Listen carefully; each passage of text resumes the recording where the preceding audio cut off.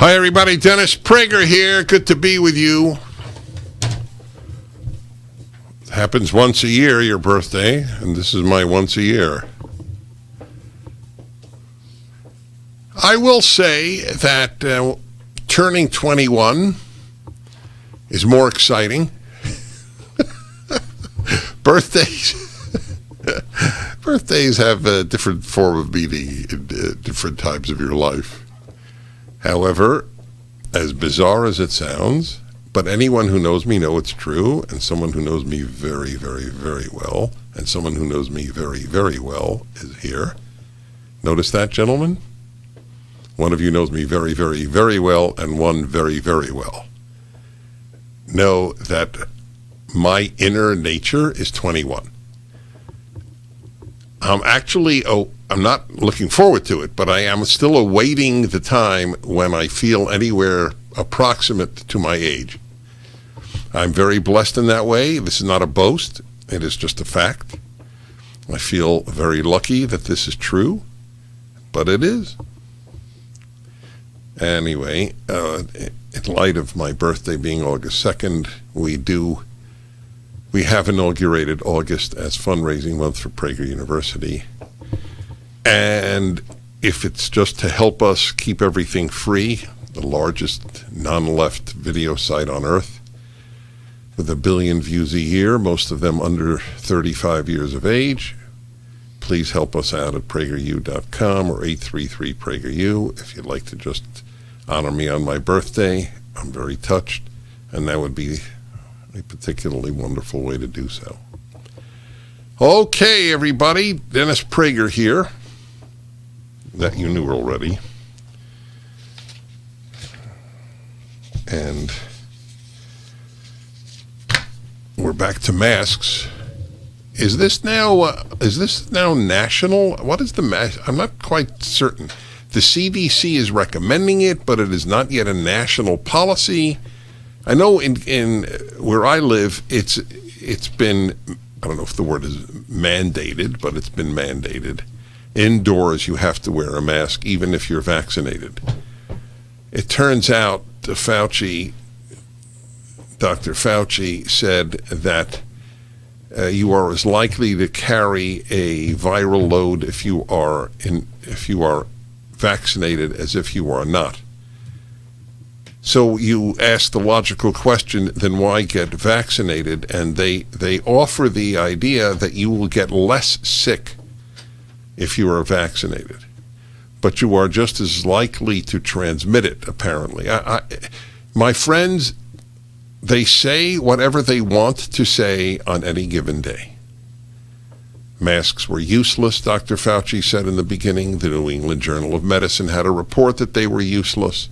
However, the New England Journal of Medicine writers came under intense pressure to add an addendum.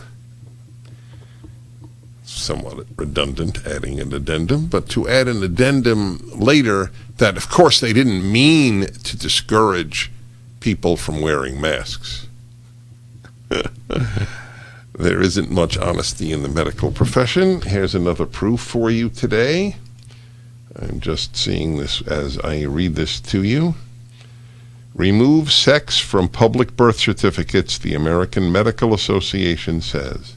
This is from WebMD. Sex should be removed as a legal designation on the public part of birth certificates, the American Medical Association said Monday. Requiring it can lead to discrimination and unnecessary burden on individuals whose current gender identity does not align with their designation at birth. They won't even say with their biology.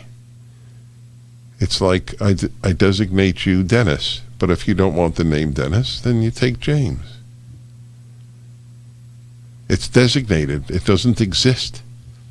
American Medical Association is the ACLU with the word medical in it. That's all it is. The left is ruining science with the speed of light as it ruins everything else it touches.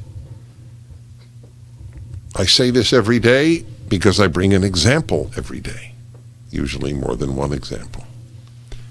If you don't fight the left, you are helping destroy civilization as we know it. Okay? The issue is no longer not to be on the left. The issue is to be anti-left. I'm inverting exactly what they claim. It's not enough not to be racist. You have to be anti-racist. Fine. By the way, I am anti-racist. I'll take that deal. I'm anti-racist and I'm anti-left. In fact, I'm anti-left in large measure because I am anti-racist. Because the only systemic racism in the country is on the left. This actually is as scary and damning a headline as I have read to you, and I do that regularly. A person's sex designation at birth would still be submitted to the U.S. Standard Certificate of Live Birth for medical, public health, and statistical use only. Willie Underwood III, MD, author of Board Report 15, explained that a standard certificate of live birth is critical for uniformly collecting and processing data, but the government issues birth certificates to individuals.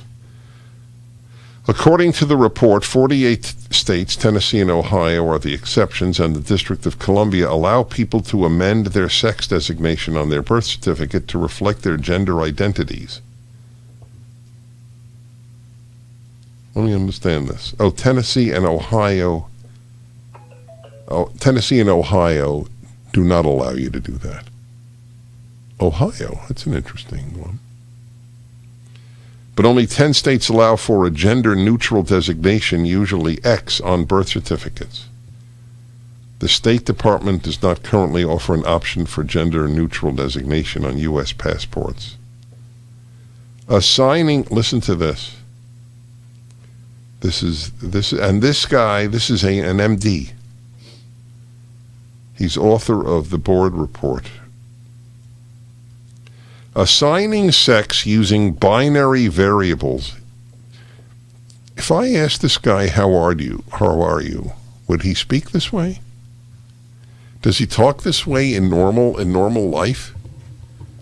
Assigning sex using binary variables in the public portion of the birth certificate fails to recognize the medical spectrum of gender identity.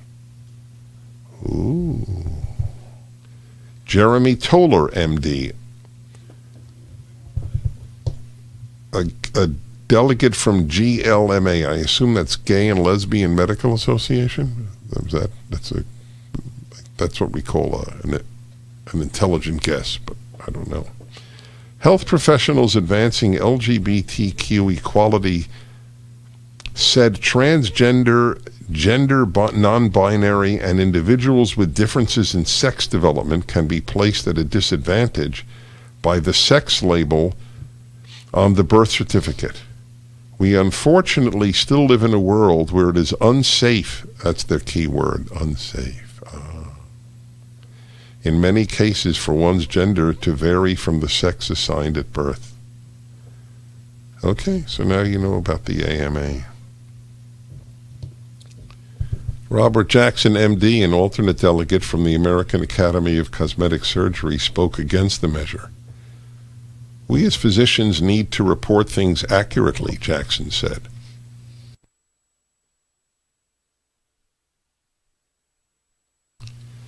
All through medical school, residency, and specialty training, we were supposed to delegate all of the physical findings of the patient we're taking care of. I think when the child is born, they do have physical characteristics, either male or female, and I think that probably should be on the public record. That's just my personal opinion. Sarah Mae Smith, MD, delegate from California, speaking on behalf of the Women's Physician Section, said removing the sex designation is important for moving toward gender equity. But is it true? That's the point. Is it science? We'll be back.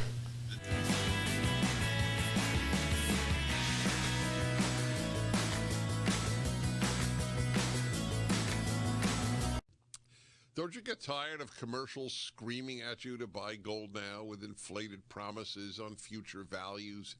In an unregulated industry, you need honest, real experts to give you solid advice to protect your wealth and top picks on the best coins and bullion based on real-time data and historical trends. For example, as environmental policy becomes a hot topic, one precious metal that's been significantly undervalued for years is potentially set to surge. Nick Grovich, owner of AmFed Coin and Bullion, has long recommended this precious metal. Up to 600,000 ounces of this rare metal will be needed by 2030 to produce green hydrogen. Nick is doubling down on this pick, and you should too. Call Nick at AmFed Coin and Bullion to find out more. I've been friends with Nick for years, and he's my go-to guy when it comes to coins and bullion. I trust him. He is a good and very knowledgeable man. Call Nick at 800-221-7694, 800-221-7694, AmericanFederal.com, AmericanFederal.com. Not one mistake. Streaming on Salem Now. Some lawyer hit a little girl. Former cancer patient Sharon Blackwell was struck by an oncoming vehicle. Take this into evidence, sir. I need to call my wife. You've been accused of texting while driving. Before you take your daughter off life support, give God room to be God. You're not guaranteed another day, but you have today. Stream on your phone, tablet, or TV. Look for Salem Now in the App Store or go to salemnow.com. Trending now on The Hugh Hewitt Show. The biggest story nationally is that Nancy Pelosi is attempting a coup in the House of Representatives. The Speaker has never been nonpartisan as they are in the British Parliament, but they have always respected party rule of their own caucuses and committee assignments, etc. Nancy Pelosi, having lost the effort to get an independent commission established for January 6th, that didn't get through the Senate because it was a not fair piece of law, and therefore it's languishing. She decided to put together her own committee. Again, that's her prerogative as the Speaker of the majority party. She usurped one of the positions on, it's not a fair split. Normally it would be 13 members, 7 Democrats, 6 Republicans. The leader of the Republicans would name the 6. Speaker Pelosi took 8 of the seats and named Republican Liz Cheney. People kind of thought about that for a while. They didn't like the precedent of the Speaker putting a member on, but they overlooked it. And Kevin McCarthy named 5 other members, including ranking minority member Jim Banks, a friend of mine from Indiana, who is a relative newcomer, but he is the largest elected member of a caucus in the House of Representatives. Jim Banks leads the Republican Study Committee. He has broad and deep support in the House caucus, and then 4 other people to go along with Liz Cheney. And Nancy Pelosi vetoed Jim Banks and Jim Jordan, and the Republicans are out. Never before even considered. The most radical thing by a person who is alleged to be investigating radical behavior. Nancy Pelosi never misses a chance to be hyper-partisan and destroyed by partisanship. There will be no panel. There'll be a Nancy Pelosi circus. Keep up with what's trending. Subscribe on YouTube and at rumble.com. Streaming on Salem Now. Fiance? No, I can't be your fiance. You're gonna go. You're gonna be my fiance, and you're gonna be the most amazing, fascinating, most successful man ever. We're only gonna be there for a few hours, eat dinner, and I promise we'll have the best breakup of all time. My baby, my princess. Oh, booyah! Beat a little bit. Stream on your phone, tablet, or TV. Look for Salem Now in the App Store or go to salemnow.com. Streaming on Salem Now. Things just happened. My girlfriend and my best friend. You got 30 days to grow up, son. Nathan Hanning, it is good to have you home. Nona, it's Nathan. Well, you don't.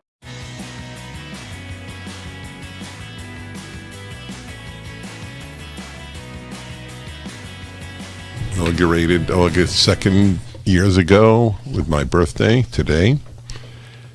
Amazing how many people write me that it's their birthday too, which makes perfect sense. If you have a large enough database, you get a lot of people with the same birthday. I do want to remind you about Pure Talk, ladies and gentlemen, because it's a great value. I couldn't believe it. $30 a month, and you get unlimited text, unlimited talk, 6 gigabytes of data. I thought, no, it's probably not as good as Verizon, AT&T, or T-Mobile. Turns out it's the same. Just save about $800 a year per family. That's how good it is. I got a phone through them. I got their service. It all works out. You can keep your phone and keep your number, by the way. That's fine. But if you want to get a brand new phone at a great price, I would use Pure Talk as well. Very simple. Just do pound 250. Dial pound 250.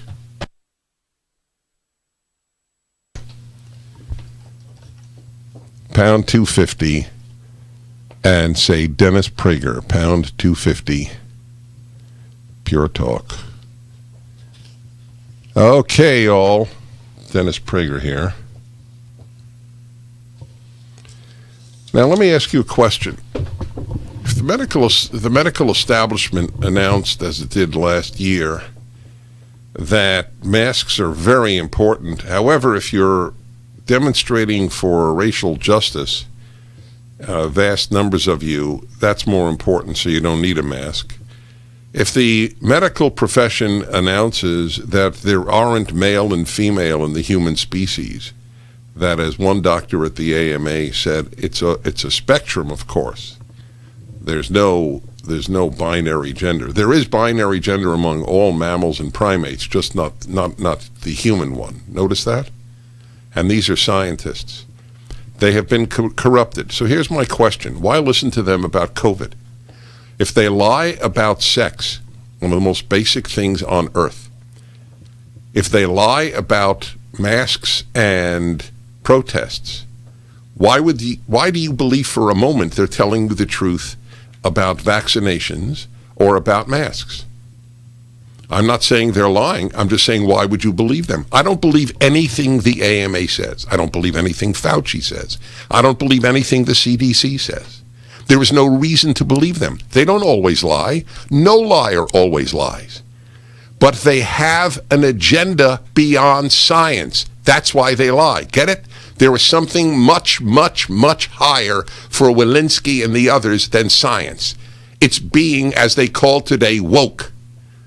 Progressive politics is infinitely more important than science. Science is nothing. Progressive politics is everything. Get it? We are in the early dark ages where religious doctrine trumped science.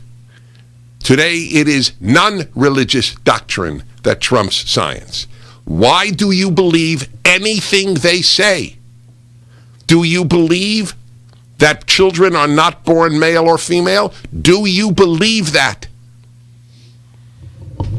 If not, they're lying to you for the sake of being progressive. I don't believe anything they say. That's it. There's no reason to believe anything they say. They have changed their minds. Lancet was caught lying last year. The Journal of the American Medical Association, they all do. Because science is not their priority. This is a tragedy, and I assume relatively new. But if somebody if you're not vaccinated, and someone asks you why, you just tell them you have zero reason to trust medical authorities in this country. That's it. You're not anti-vax. Just say that, and it's an honest answer.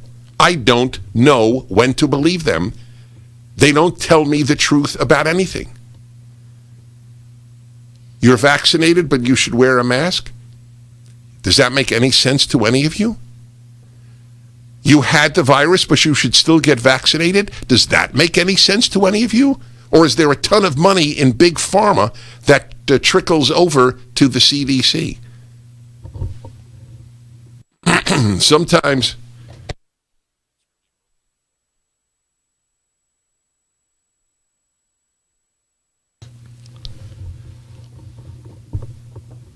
This is a crisis of truth in the realm of science. I don't believe them. Last week I read to you from Barry Weiss. God bless Barry Weiss.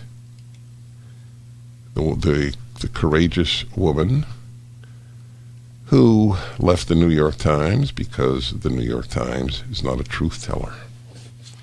They lie as much as the medical profession. Med schools are now denying biological sex.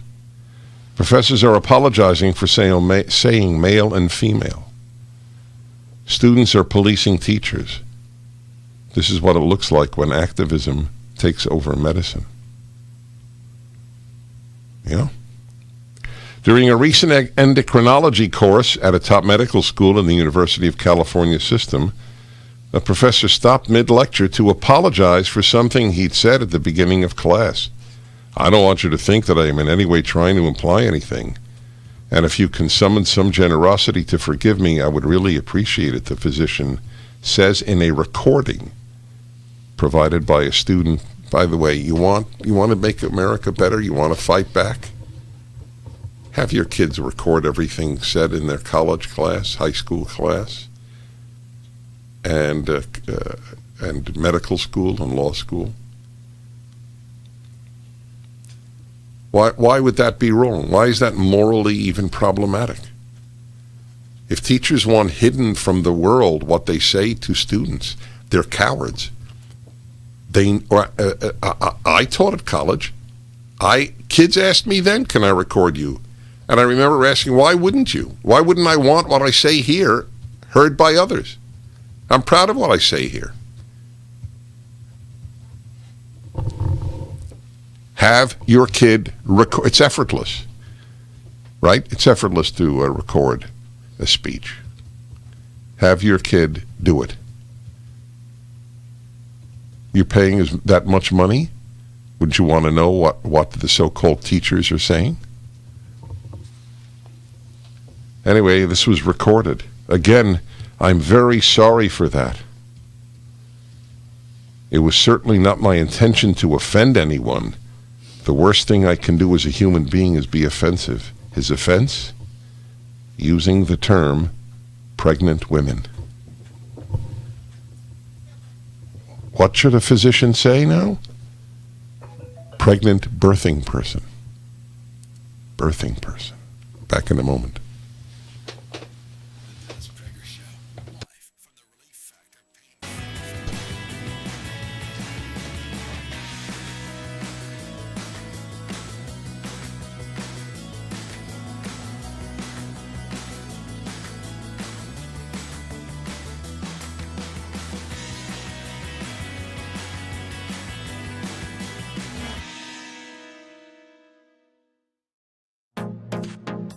Trending now on the Hugh Hewitt Show. There will be no masks in Florida. Ron DeSantis yesterday spoke to us. Cut number one, the governor of Florida, on the questions of masks and school kids. We look forward to this upcoming year to be a normal school year, be in person and live like normal and learn like normal kids. There's been talk about potentially people advocating at the federal level imposing compulsory masks on kids. We're not doing that in Florida, okay? At the end of the day... We're not doing that in Florida. We're not doing it anywhere that I have anything to say with it, because it's silly and it's stupid and it doesn't work. Kids touch their faces. Kids take those masks off. Have you ever seen kids with masks? It's just not a very smart thing. I also want to run down the fact that a booster shot is likely to be necessary. It's going to be signaled by the CDC's advisory group. U.S. median home price hit a new record in June of $363,300 as sales increased 14% year over year on strong demand. President Biden is going to be the kiss of death for Terry McAuliffe in Virginia. NFL teams, they're going to be obliged to forfeit if a game can't be played because unvaccinated players cause a COVID-19 outbreak for the team. That's smart. The Intel CEO says the chip shortage could stretch into 2023. So much for your new cars costing less, Mr. President. How much will your Oreos cost? Companies test price increases. Inflation is everywhere. I no longer eat Oreos, though I love them. I'm sorry to hear that kids everywhere are going to have to pay more for their Oreos. Keep up with what's trending. Subscribe on YouTube and at rumble.com. Streaming on Salem Now. Surprise. Sharon and I. Sharon and you what? Things just happened. My girlfriend and my best friend. You got 30 days to grow up, son. Nathan Hanning, it is good to have you home. Nona, it's Nathan. Well, you don't mind my giving her your room, do you? Really though, thanks for thinking of me for this position. I thought about you first. Come on, growing up, I had a huge crush on you. There are things that we all need to change about ourselves, but we can't blame God because He helps us change. Stream on your phone, tablet, or TV. Look for Salem Now in the App Store or go to salemnow.com. Streaming on Salem Now. 218 out with him. Headed for the house. He's got a hostage. You believe in God, Chip? Why does a kid die and drug dealer get off scot-free? The only answer to that is there isn't a God. You have a choice. You can either let the darkness overtake you, or you can be a bearer of the light. So just think of it as calling for backup. Officer down, officer down. You're the one God's called to be a shepherd. Keeper, do you know who I am? You are the author? I am. I don't know you. Keeper, it's your son. Hurry it up. Time is short.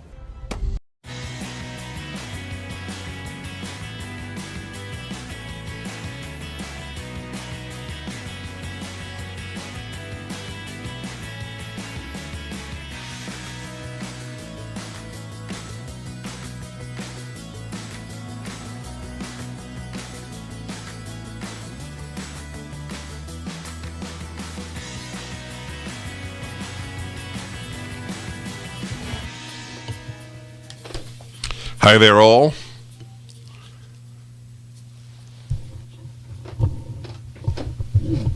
I unfortunately predicted this decades ago when the arguments were made for same-sex marriage. The key argument was gender doesn't matter. That was the key argument. Love is love. Gender doesn't matter. That was the argument that worried me.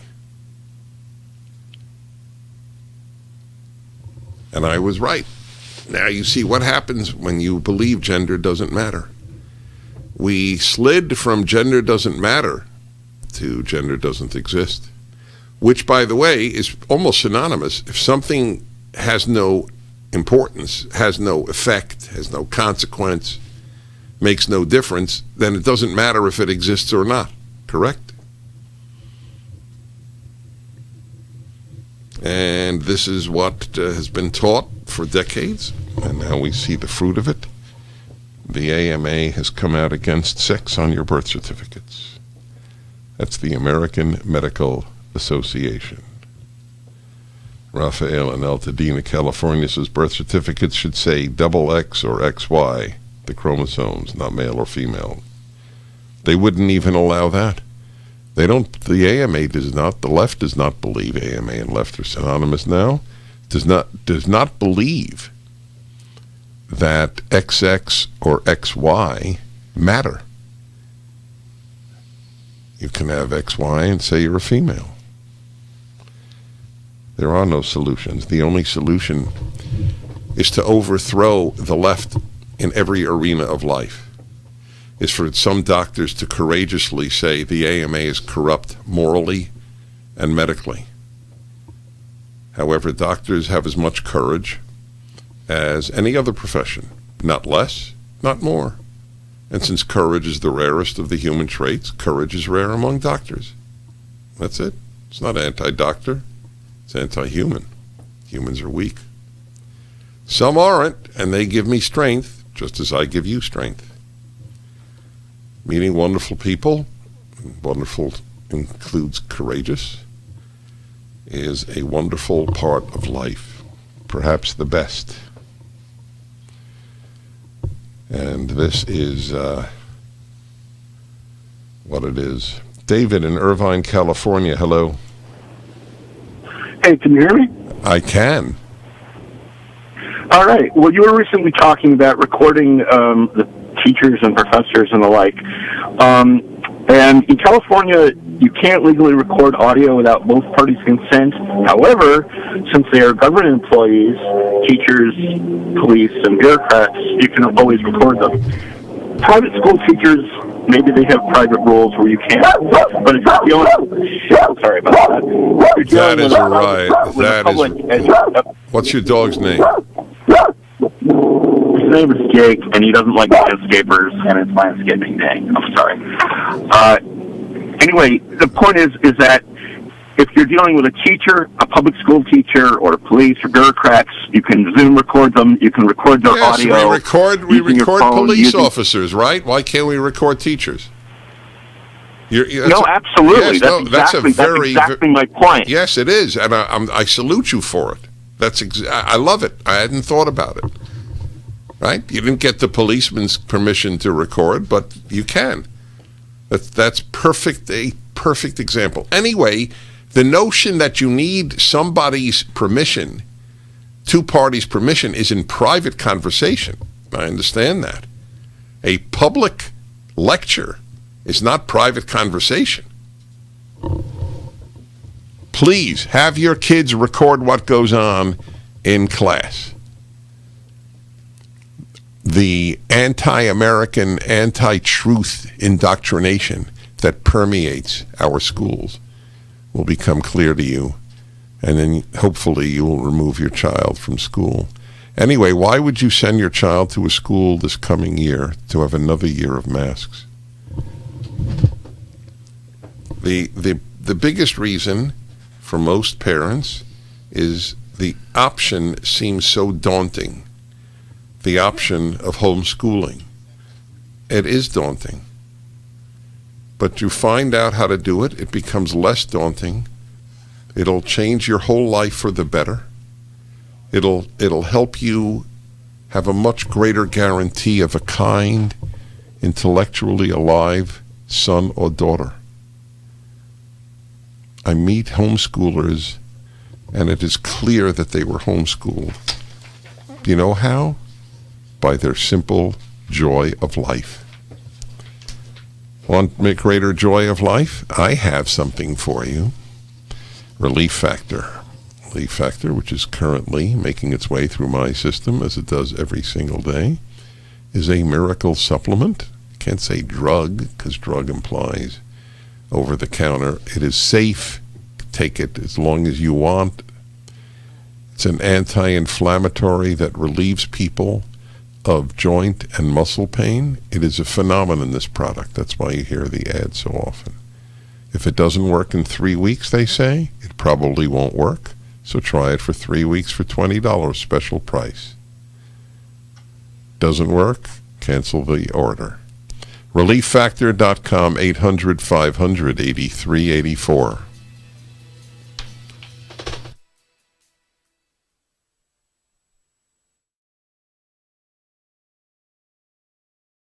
Now. 218 out with him. Headed for the house. He's got a hostage. You believe in God, Chip. Why does a kid die? Drug dealer get off scot-free. The only answer to that is there isn't a God. You have a choice. You can either let the darkness overtake you, or you can be a bearer of the light. So just think of it as calling for backup. Officer down, officer down. You're the one God's called to be a shepherd. Keeper, do you know who I am? You are the author? I am. I don't know you. Keeper, it's your son. Hurry it up. Time is short.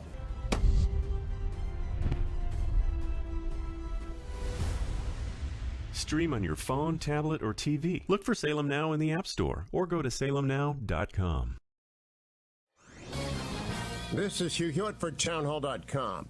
We are living in the age of surveillance capitalism. That's the title of a book by Shoshana Zuboff, whose thinking has shaped my own as we look on the growing power of big tech. The biggest flaw in most tech companies' business models is a general willingness to loot an individual's personal information, and thus his or her privacy, without payment for this data and without informed consent. Did you know that a small percentage of apps provide your consent to remotely turn on your phone's microphone and record you after you sign their terms and conditions? I imagine your response is like mine. What? I'd never agree to that. I am certain a hard line on personal privacy would have a greater appeal to the public than many other issues currently separating the parties. Watch that vast uncharted space in which party moves to restore data that has been taken and to repair walls of privacy that were breached long ago. Whoever gets there first will be a long-term winner. I'm Hugh Hewitt. Publicpolicy.pepperdine.edu. Trending now on America First with Sebastian Gorka.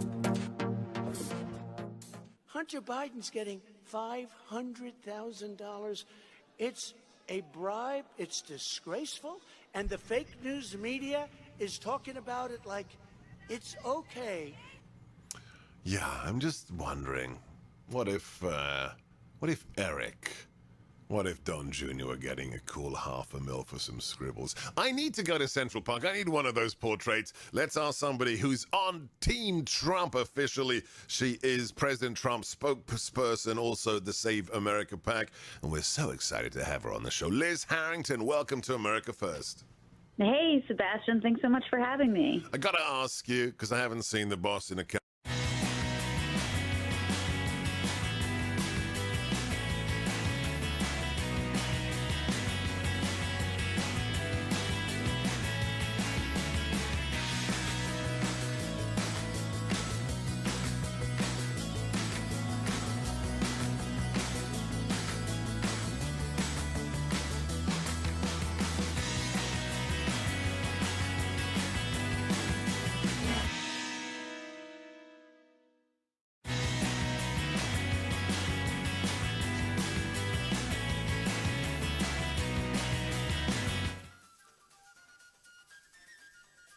Hello, everybody. You've heard more science from me than you have from most doctors in this country with regard to COVID. It is a tragedy.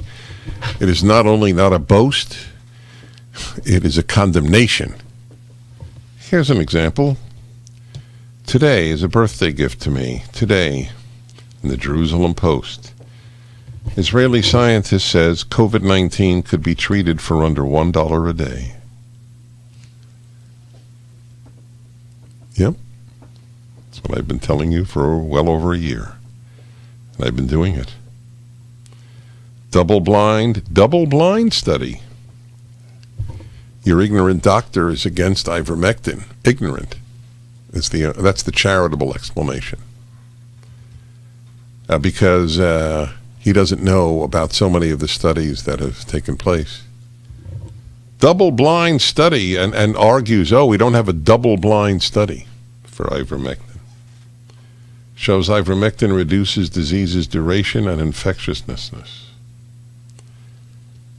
Ivermectin could help reduce the length of infection for people who contract coronavirus for less than $1 a day. According to recent research by Sheba Medical Center in Tel HaShomer, Professor Eli Schwartz, founder of the Center for Travel Medicine and Tropical Disease at Sheba, conducted a randomized controlled double-blinded trial from May 15, 2020 through the end of January 2021 to evaluate the effectiveness of ivermectin in reducing viral shedding among non-hospitalized patients with mild to moderate COVID-19. Ivermectin has been approved by the U.S. FDA since 1987. That's 13 plus 21 is 34 years. It's been approved. The drug's discoverers were awarded the 2015 Nobel Prize in Medicine. I mentioned that last week. So what do you say about that? Yeah, $1 a day, my friends. That's why they hate it. doesn't make pharmaceutical companies billions of dollars. Let's put this study up, okay? Put it up at thedennisprager.com. By the way, the author of the article is sort of a hysteric on the issue, so it's even more powerful. I follow the Jerusalem Post, and this author is quite the purveyor of panic on COVID. But here to this, I think it's a female. To her credit, that she has reported this story.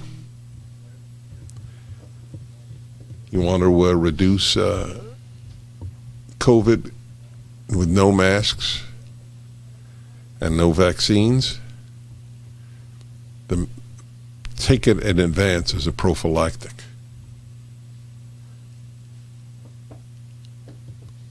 But it's very it's not sexy, ivermectin.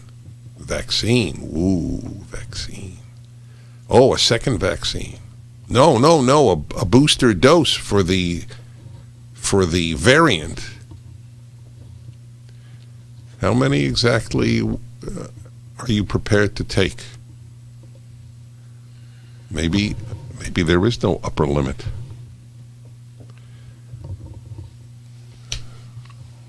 All right. All is good. And Jim in Orlando, Florida. Hello. Dennis, what a pleasure. Thank you. Girl and boy are disappearing from birth certificates. Husband and wife, man, woman from marriage licenses. My question is this. How soon will we be prohibited from saying yes, sir, and yes, ma'am? Oh, it will go the way of Mrs. Nobody says Mrs. anymore. It's all Ms. And soon it will be frowned upon, because if you say yes, sir, or call over the waitress and say, ma'am, can I trouble you for another glass of water, you will be implying that you know the sex of that person without that person having informed you of their preferred pronoun. Do you know why people fight these battles? In large measure because their lives are empty. These are people without meaning who have found meaning. They're overwhelmingly secular. They need meaning in the vast, null and void created by the absence of God. Now, I'm not saying they're all atheists. They're secular. They may say they believe in God and think they do. But of course, I always have a question that lets me know if we believe in the same God at all. Has your God revealed his will, or if you prefer her will, in any text? If you didn't, then what you believe in is something you made up. It might be beautiful, but you made it up. Now, of course, you could think we made it up too. That's correct. But at least I have a belief in a text given by God, the Ten Commandments to begin with. If God didn't reveal his will, how the hell do you know anything he wants you to do? Because you've made it up. You can't say I made up the Ten Commandments. Genesis 1:1 is, in the beginning, God created the heavens and the earth. When you drop 1:1, you end up with 1:2, and all was null and void, chaos. I think Genesis 1:1 is the most important verse in the Bible, and Genesis 1:2 is the second most important verse in the Bible.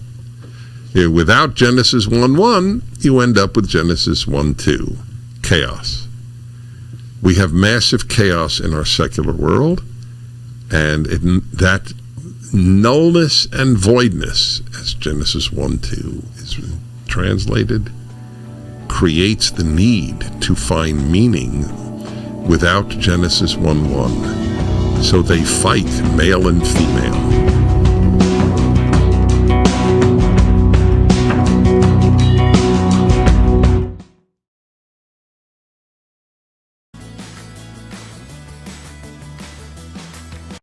Streaming on Salem Now.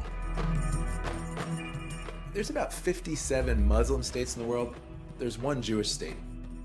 The massive ingathering of Jews in the last 150 years back to the land is absolutely unprecedented. They say that there's no greater sign of redemption coming than the Jewish people returning to the hills of Judea. As a Christian, I've always supported Israel's claim to the Holy Land. To me, the Palestinians were just getting in the way of God's plan.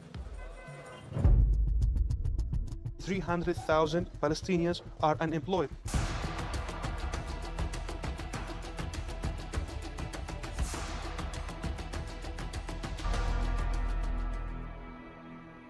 In spite of all the years of conflict, there's hope here, if you know where to look for it.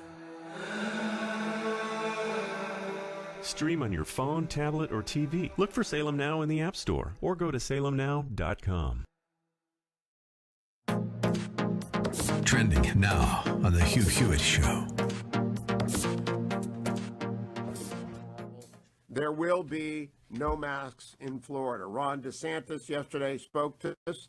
Cut number one, the governor of Florida, on the questions of masks and school kids. We look forward to this upcoming year to be a normal school year, be in person and live like normal and learn like normal kids. There's been talk about potentially people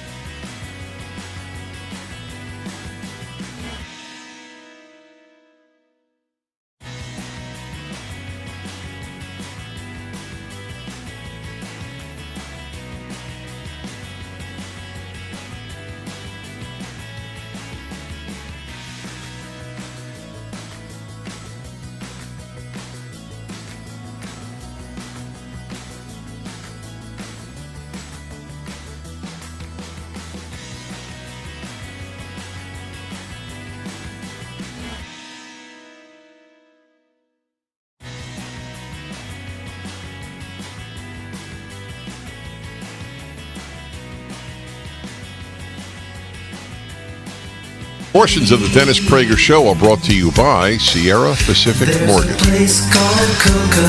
Hi, everybody. Dennis Prager here. Mountain Home, Arkansas, and Sam. Hello, Sam. Hello, Dennis. It's a pleasure and a privilege. I just wanted to say, why don't we do what the liberals and leftists do with technology and use it to our benefit? Because we don't do that a lot. And I was just thinking, why not have Zoom classes for our kids with conservative teachers that are available all across the country? You could call it the Prager Homeschooling Institute and have the best of the best teachers. And all you have to do is pay your fee. Your kids log on in the morning and get some of the best education this country can offer. I love it. I don't know the answer. You have an answer? I'm looking to my producer. Yeah, you could. Why don't we have Zoom schools that actually teach and not indoctrinate? Yes. So the answer from my producer is, why doesn't the Kohler start one? I'm a cop. You're a cop. I think it's an unrealistic answer. I think how could he find the right teachers? I don't know who could start it, but I think the idea is superb. Great ideas. Huh? There are a lot of great ideas out there. All right. My producer, who is a tough man to impress, and I love that about him, by the way. It's a great idea. Yeah, but I don't know why Okay. I love the idea. It does not strike me as over the top. There's no limit to the number of kids, but somebody has to grade their papers, obviously. I would like homeschoolers, people homeschooling their kids, to let me know. There must be something analogous. The idea seems so simple, not simplistic, that I don't know. We've already started Zoom. People are used to it. It's very interesting. I mean, to a certain extent, obviously not nearly to that extent. We have that with PragerU and all its courses. You can fill a kid's life now with the 500 videos that we've already put out by some of the world's greatest thinkers, many of them, amazingly, professors. I say amazingly because many professors are fools. Not all are, and we try to find them. That's, look, as the great Hebrew saying goes, what is certain is certain. What is certain is schools have been corrupted. They no longer teach, they indoctrinate. And just on a social basis, you want your kids wearing a mask for another year?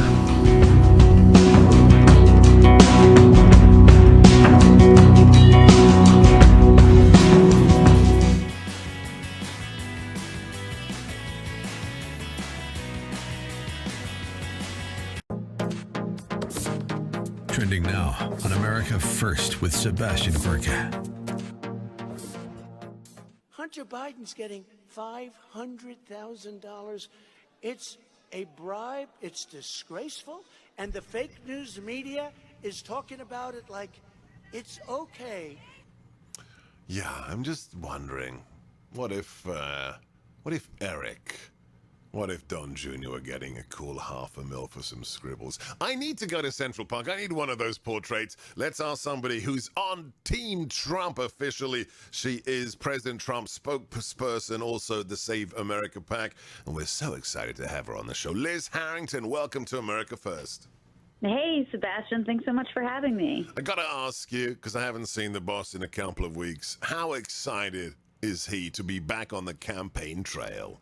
Oh, he's loving it. He can't wait to get back out there, and you could feel it. You could see it on Saturday. The people want it. I don't know if you saw those crowds, but waiting since Friday, yes. Thousands of people. Doesn't exactly look like someone who lost the state of Arizona, by the way. But this speech, that clip you played, that was also one of my favorites when, the only good thing about the Biden campaign were those perfectly drawn circles for the six fake news media to sit in, and they definitely were not drawn by Hunter Biden. I mean, President Trump literally hit everything. He hit all the major issues. He talked about the rigged and stolen election. He talked about what's happening to our country. And the people are responding. Our movement is growing. And yes, I can tell you he's so happy to be back out there, and he's not going anywhere. Keep up with what's trending. Subscribe today at rumble.com. Trending now on The Mike Gallagher Show. We go from the sublime to the ridiculous, don't we? We see headlines, Cleveland Indians change the team name to the Guardians. I don't know why that cracks me up so much, but it does. I don't want the Cleveland Indians to ever win another baseball game for the rest of their existence. That's so stupid. There won't be any more Cleveland Indians. Indians is offensive, so they changed the name. So now we got the Washington baseball team. Now we got the Cleveland Guardians with this stupid logo. That's what's important to people at a time when the country is headed in the wrong direction. Keep up with what's trending. Subscribe on YouTube and at rumble.com.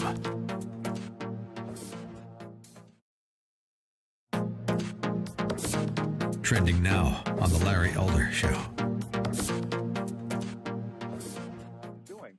billions of dollars have been spent creating housing for the homeless, and all you're doing is inducing other people from other states to come to California, enjoy our wonderful weather and the compassionate way that we treat homelessness, and get a free home. And until you deal with the underlying reason, Carl, why people in the streets in the first place, none of this matters. I urge us to get the pastors involved, get the churches involved. They know what to do. They know how much better to deal with this than can a government. Right now, the governor is hostile towards churches, right? Oh, yeah, that's right.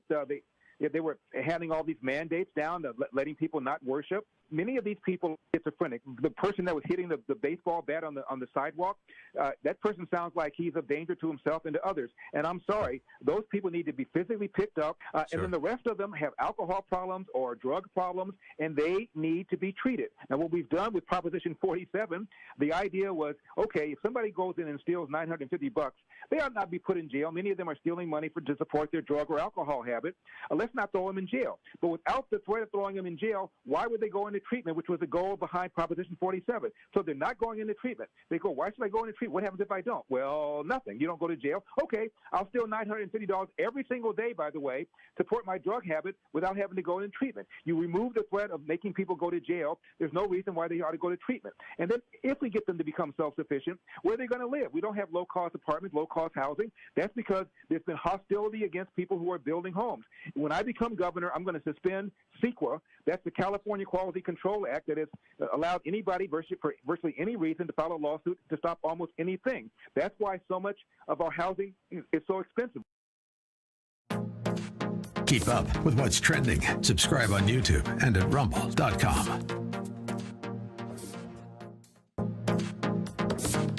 Trending now on America First with Sebastian Gorka. I was pretty confident, like 95% before I went to Trump Tower a few weeks ago to see the boss. After I met with him, it was 98% that he's running for re-election. When is he going to make it official, Liz? I wish I could break news with you and your great show, Sebastian, but no, that is his news to make. It is his decision, but as he said several times recently, he thinks that the people will be very pleased with the decision that he has made. Good. All right. So here's the big question. The rallies are great. He clearly gets lots of energy from it. People are re-energized after the events of last November. It's clear from the crowds in Arizona and elsewhere that, it was just a sham. What is the message from the Save America PAC, from you, from the Trump upper tier, to those Americans, and there's a lot of them because I receive the DMs, they comment on my social media, who just say, that's it, I'm not going to even bother to vote anymore because they stole it last time and I'm not going to let them steal it again, and there's just no point. Well, we have to be unified, and we can't let them steal it from us. I mean, if we just sit back and do nothing, then they will have won. They will have gotten away with the most corrupt, rigged, fraudulent election in history. And that's why the president is not giving up. That's why we're still fighting for these audits. That's why we see these great patriots in Arizona, in Georgia. Now Pennsylvania's moving, Wisconsin's moving.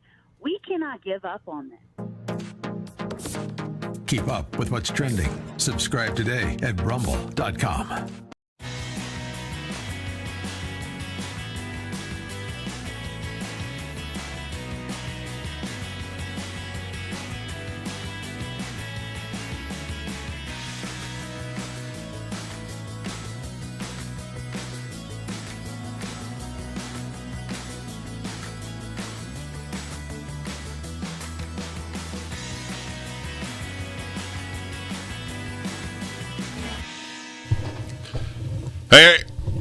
Hey, everybody, I'm Dennis Prager. Good to be with you.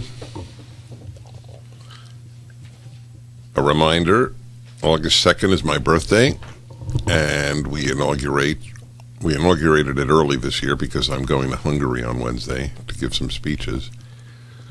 But we inaugurate fundraising month for PragerU, so it'll be a nice, if I can say it, nice birthday gift if you helped the organization, which has my Uncle Murray's name, PragerU.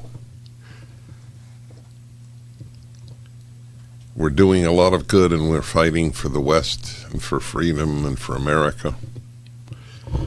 Anyway, that's easy. PragerU.com, 833-PragerU. One of the reasons I suspect that Olympics watching is down, and there are many reasons. One is empty stadiums are a bummer. I feel for many of the athletes, to be honest. It's like playing in a graveyard. For the record, if I had any interest and they said, "Oh, okay, look, if you want to take the risk, come and see an event," I would have gone without a mask with the public. I've done it since the beginning of the lockdown. And I think in March of 2020, I spoke at a rally to open up Los Angeles in front of City Hall in Los Angeles. No mask, hugging dozens of strangers, also with no masks.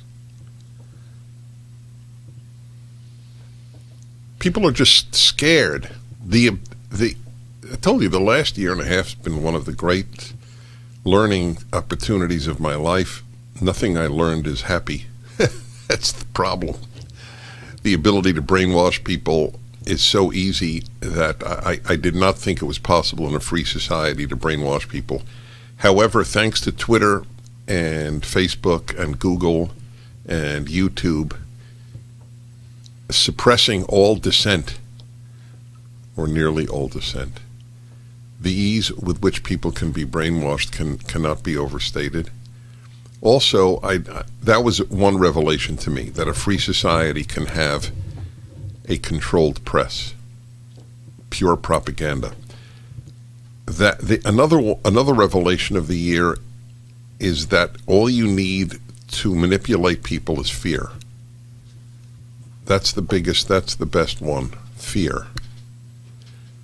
Fear, in this case, first it was fear Trump, based on nothing, absolutely nothing. The man is a raving Jeffersonian Democrat compared to the Democratic Party and to the New York Times and the others. And fear of COVID. Fear. That's it. That's all you need.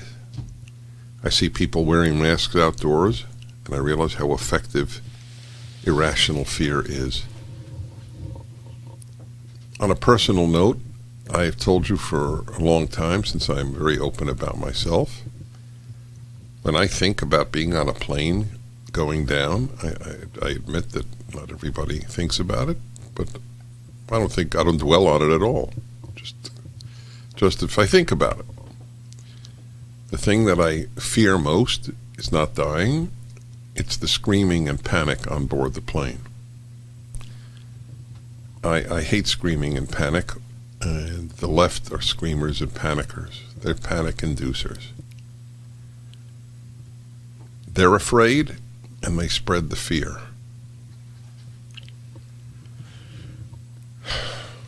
So anyway, that was all on my total willingness to go to an Olympics game with a crowd of people.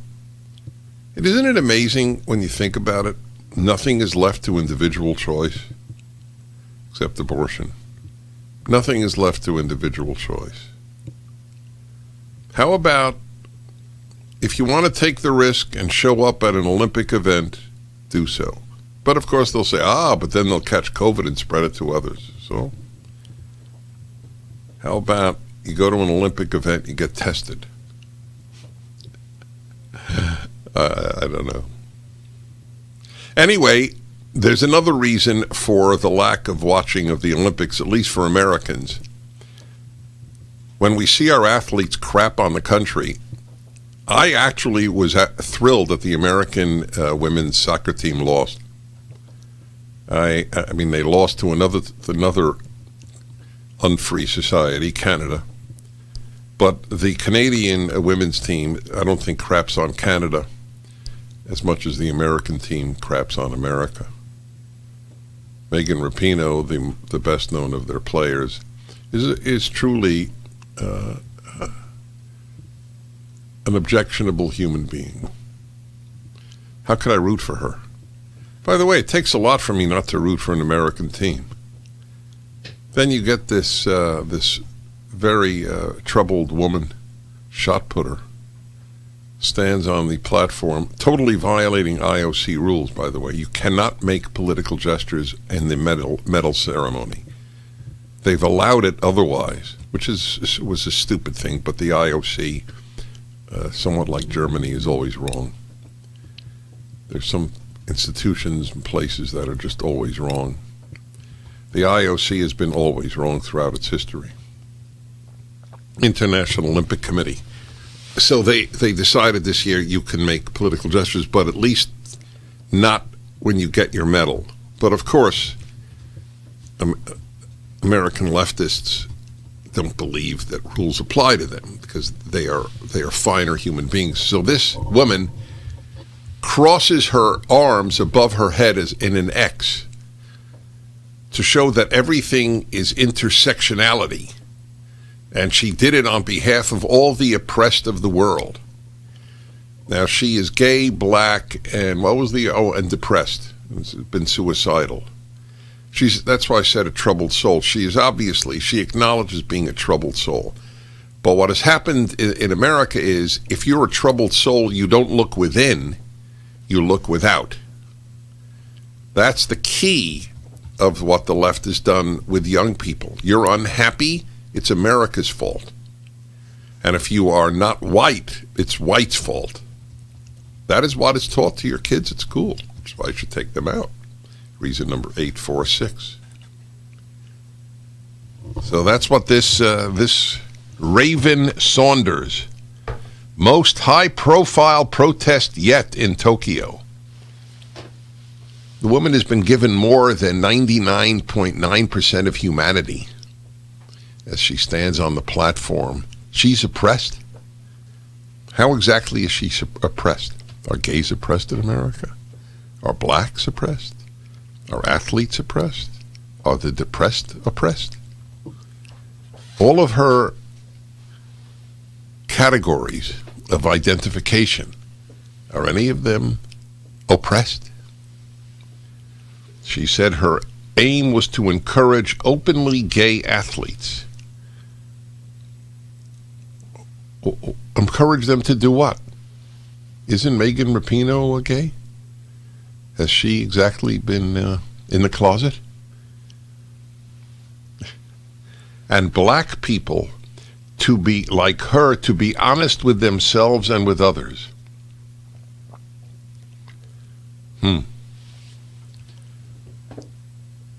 Crossing of her wrists, the intersection of where all people who are oppressed meet.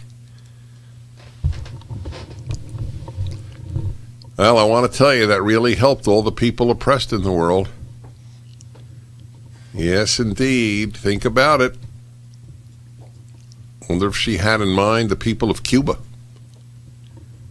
There really are some people oppressed in the world. People of Venezuela, Nicaragua, just to name the left-wing regimes in the Americas. What about the people of communist China? Did she have the people of North Korea, the most oppressed people on the face of the earth? Did she have them in mind? Who did she have in mind? Would be interesting to ask. Name the 5 most oppressed people in the world, Raven. But the key to her story is the woman is depressed, clinically depressed, suicidal. But the left has taught her problems are of an external nature. Because she is depressed and suicidal. Because of America. That's it. That's the way people are taught. It's funny because she said be honest with themselves. She should be honest with herself. Her problems do not emanate from oppression by her fellow Americans. The Dennis Prager Show, live from the Relief Factor Pain-Free Studio.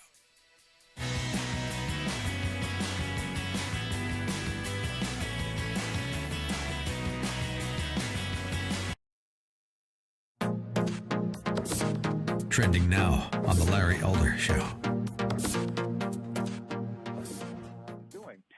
billions of dollars have been spent creating housing for the homeless, and all you're doing is inducing other people from other states to come to California, enjoy our wonderful weather and the compassionate way that we treat homelessness, and get a free home.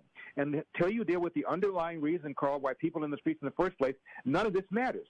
I urge us to get the pastors involved, get the churches involved. They know what to do. They know how much better to deal with this than can a government. Right now, the governor is hostile towards churches, right? Oh, yeah, that's right.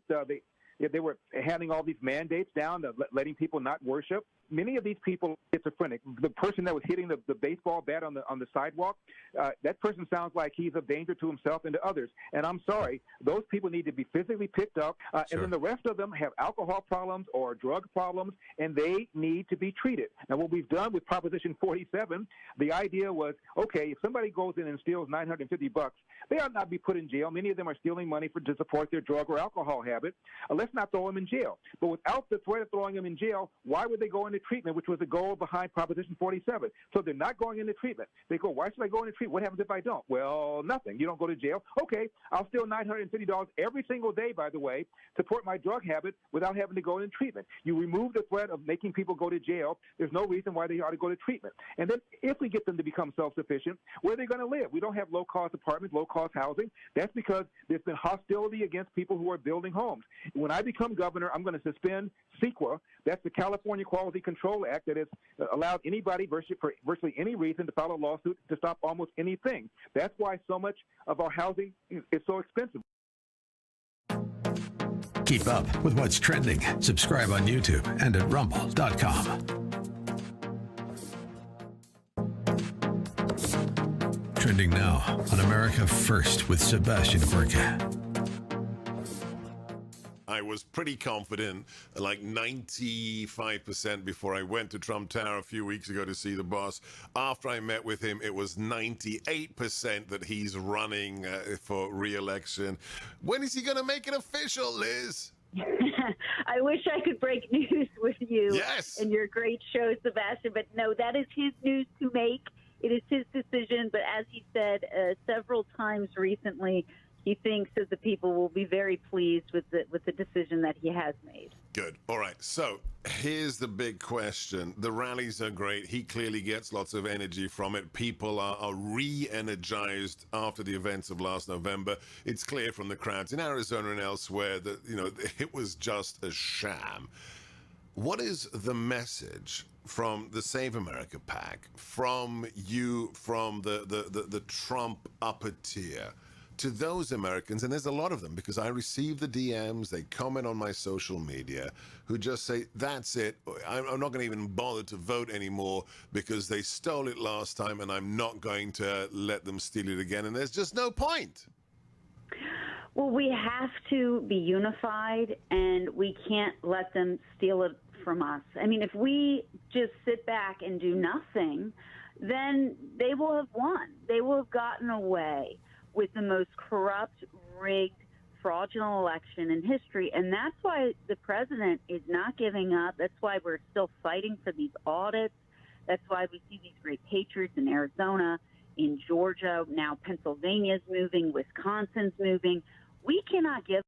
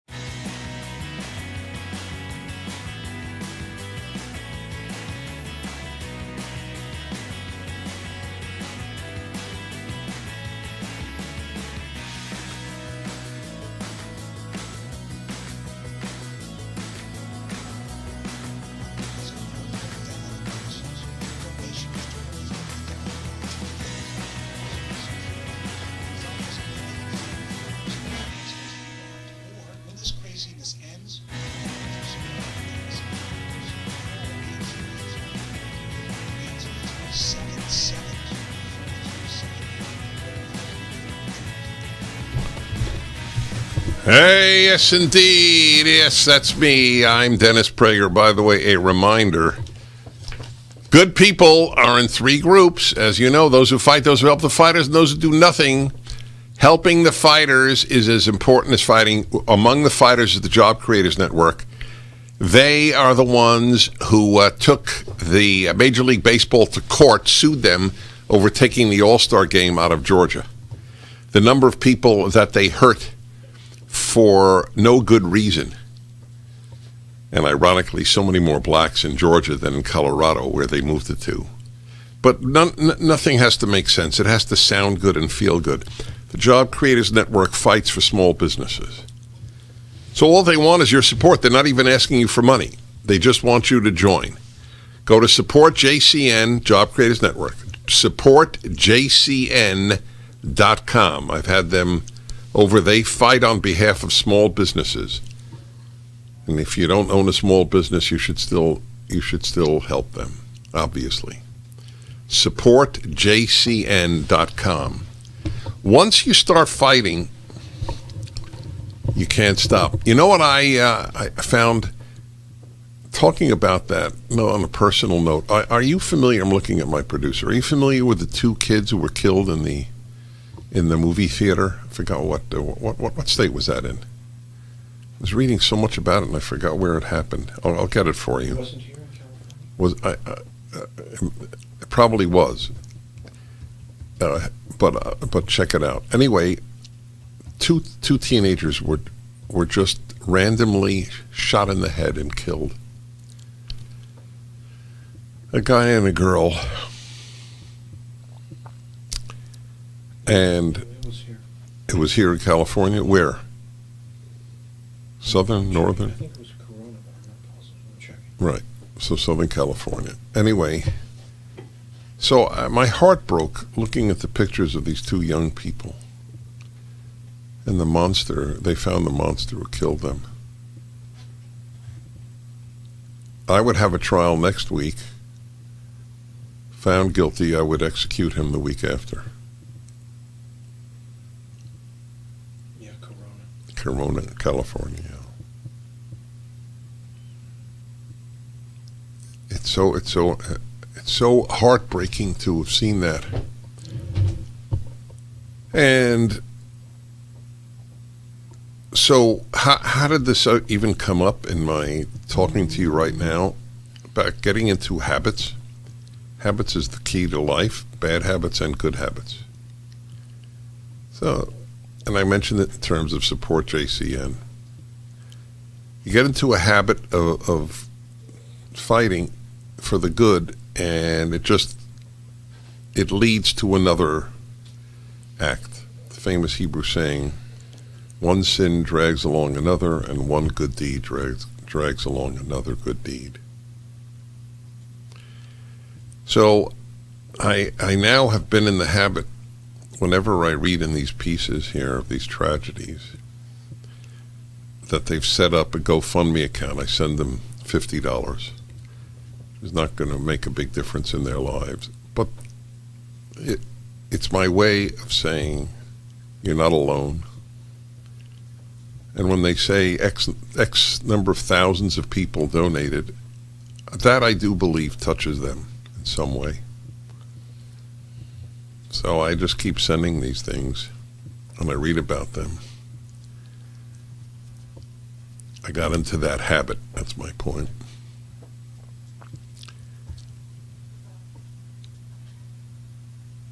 Yep. I really would like to know the story of this guy. For the record, the guy who was killed is Hispanic, the woman was a white girl, and the murderer was Hispanic. And there's nothing to be learned from it. I'm simply noting it. Because people make assumptions when they hear these things, and I don't want you to assume what may not be true. Anyway, the guy has no record. Usually, people who do that, they have this long rap sheet. So, that I admit, I have some curiosity. There is a percentage of humanity that it has no conscience. There is a term for them. It's a psychopath, right? Isn't that the term? But it is not a small percentage, by the way. It's obvious. It's not a majority, but it is not a tiny group of people, and not all of them are murderers. There are people without conscience who are just without conscience, and they have been socialized into not murdering and so on. I don't know. It's one of the questions that I will pose to God at the preordained, or well, I don't believe it's preordained, at the proper time. Like, why did he make the mosquito? I've got a bunch of questions. How is it that there is a percentage of humanity that has no conscience? And what do we do about the ones who have no conscience, like this guy, and just murder two young people randomly? What do we do with them? Well, I think we kill them. That's what I think. If this guy is removed from the human race, the world will be a better place. This runs so contrary to the ethos and emotions that dominate the educated that they think I'm mean in saying that. That's what's so amazing. I printed out, by the way, in that regard, because I really wanted to, I may deal with this on the Ultimate Issues Hour. There was another horrible murder. And they finally, this was decades ago. Yes, here it is. Serial killer and child molester Joseph Duncan, 58, dies on death row from brain cancer decades after slaughtering 3 young boys and an Idaho family. And the reactions of the relatives and friends, the celebratory reactions that he finally died, run so contrary to, we don't want to put any murderer to death, that it's worth bringing to your attention. We will return 1-8 Prager 776.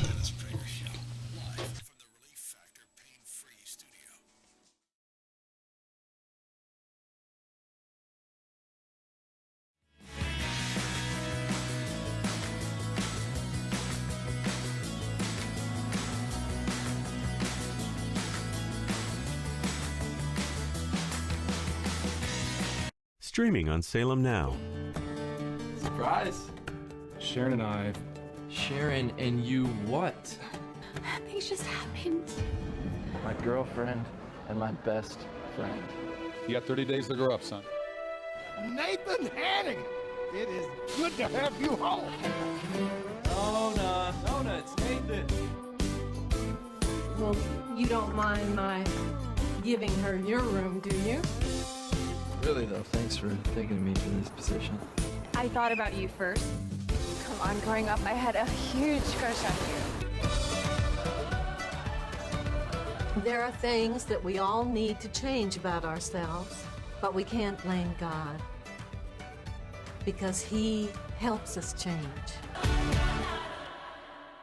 Stream on your phone, tablet, or TV. Look for Salem Now in the App Store or go to salemnow.com. Streaming on Salem Now. 2-8 team out with him. Headed for the house. He's got a hostage. You believe in God, Chuck? Why does a kid die and drug dealer get off scot-free? The only answer to that is there isn't a God. You have a choice. You can either let the darkness overtake you, or you can be a bearer of the light. So just think of it as calling for backup. Officer down, officer down. You're the one God's called to be a shepherd. Keeper, do you know who I am? You are the author? I am. I don't know you. Keeper, it's your son. Hurry it up! Time is short.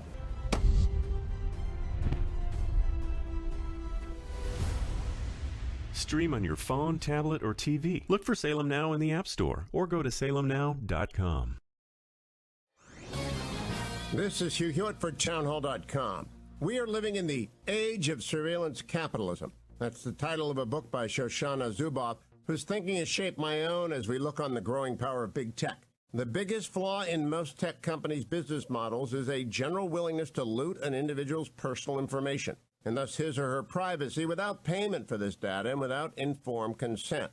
Did you know that a small percentage of apps provide your consent to remotely turn on your phone's microphone and record you after you sign their terms and conditions? I imagine your response is like mine. What? I'd never agree to that. I am certain a hard line on personal privacy would have a greater appeal to the public than many other issues currently separating the parties. Watch that vast uncharted space in which party moves to restore data that has been taken and to repair walls of privacy that were breached long ago. Whoever gets there first will be a long-term winner. I'm Hugh Hewitt. Publicpolicy.pepperdine.edu. Trending now on America First with Sebastian Gorka. Hunter Biden's getting $500,000. It's a bribe. It's disgraceful. And the fake news media is talking about it like it's okay. Yeah, I'm just wondering, what if Eric, what if Don Jr. were getting a cool $500,000 for some scribbles? I need to go to Central Park. I need one of those portraits. Let's ask somebody who's on Team Trump officially. She is President Trump's spokesperson, also the Save America PAC, and we're so excited to have her on the show. Liz Harrington, welcome to America First. Hey, Sebastian, thanks so much for having me. I gotta ask you, because I haven't seen the boss in a couple of weeks, how excited is he to be back on the campaign trail?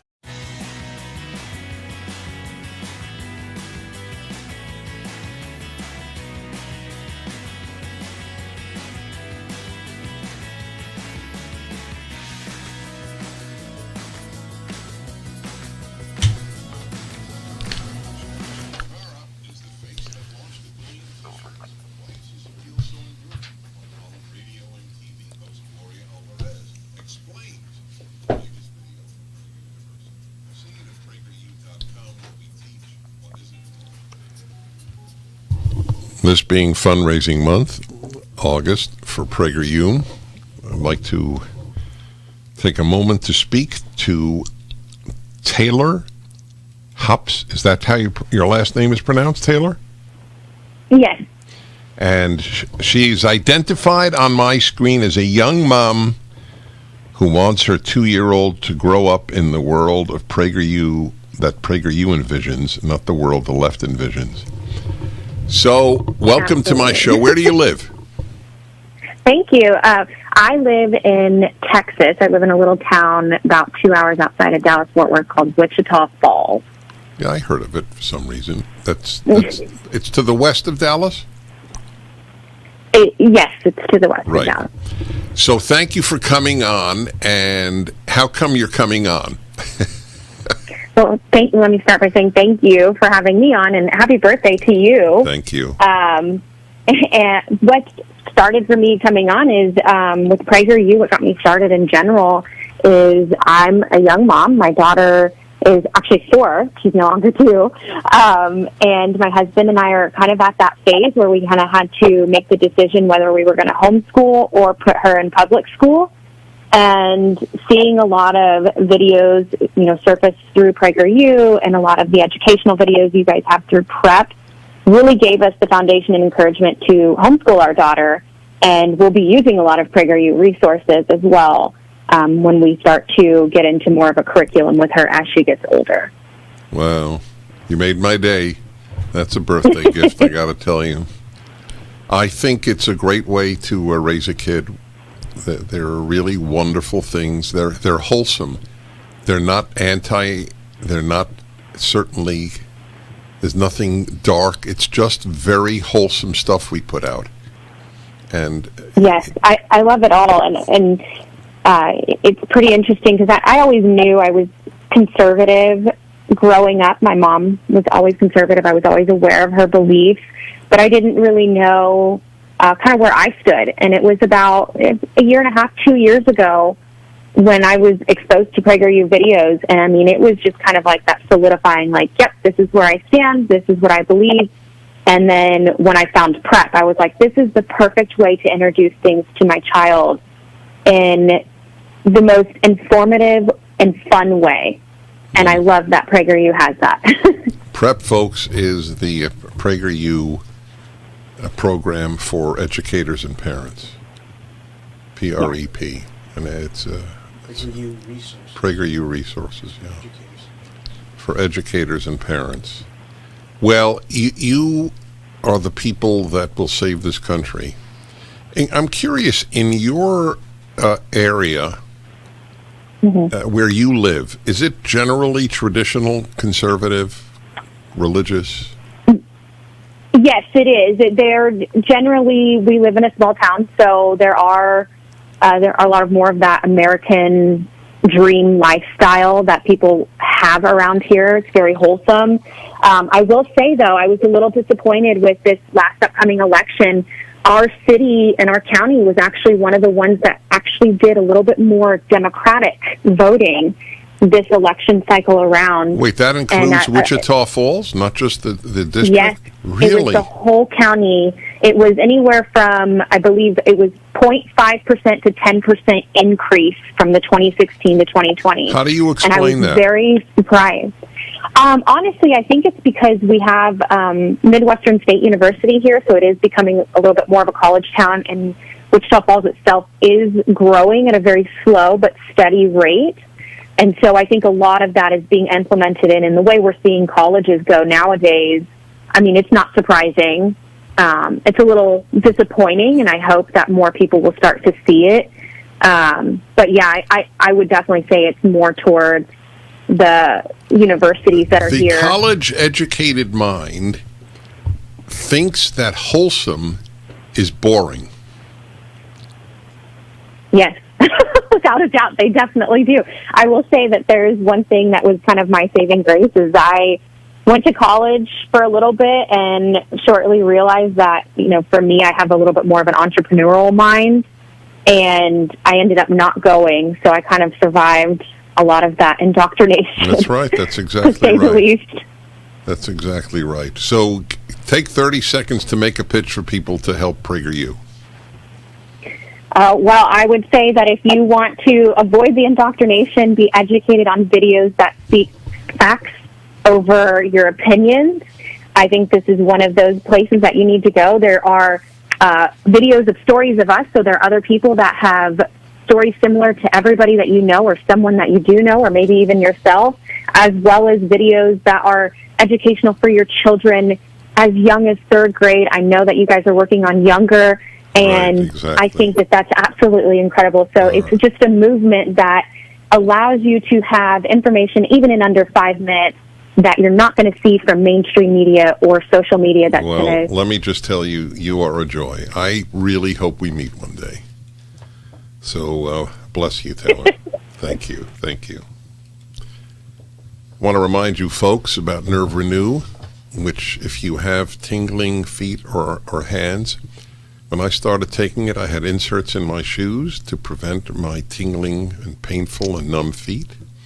Within a year, I threw away the inserts.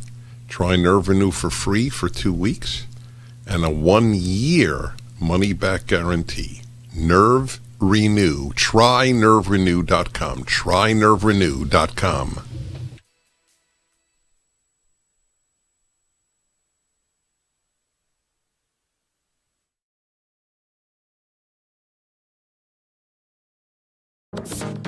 Trending now on America First with Sebastian Gorka. Hunter Biden's getting $500,000. It's a bribe. It's disgraceful. And the fake news media is talking about it like it's okay. Yeah, I'm just wondering, what if Eric... What if Don Jr. were getting a cool $500,000 for some scribbles? I need to go to Central Park. I need one of those portraits. Let's ask somebody who's on Team Trump officially. She is President Trump's spokesperson, also the Save America PAC. And we're so excited to have her on the show. Liz Harrington, welcome to America First. Hey, Sebastian. Thanks so much for having me. I got to ask you, because I haven't seen the boss in a couple of weeks, how excited is he to be back on the campaign trail? Oh, he's loving it. He can't wait to get back out there, and you could feel it. You could see it on Saturday. The people want it. I don't know if you saw those crowds, but waiting since Friday, Yes. thousands of people. Doesn't exactly look like someone who lost the state of Arizona, by the way.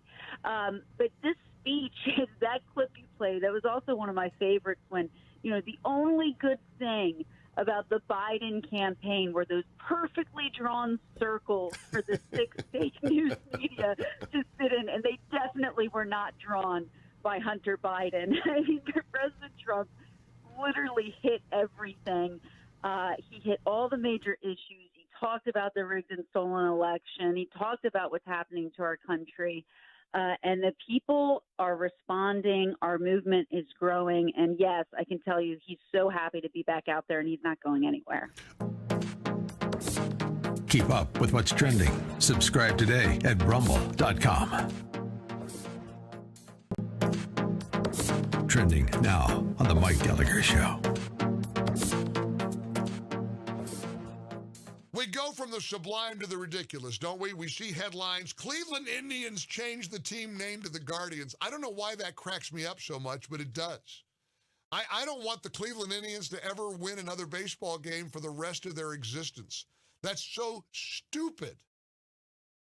There won't be any more Cleveland Indians. Indians is offensive, so they changed the name. So now we got the Washington baseball team. Now we got the Cleveland Guardians with this stupid logo. That's what's important to people at a time when the country is headed in the wrong direction. Keep up with what's trending. Subscribe on YouTube and at rumble.com.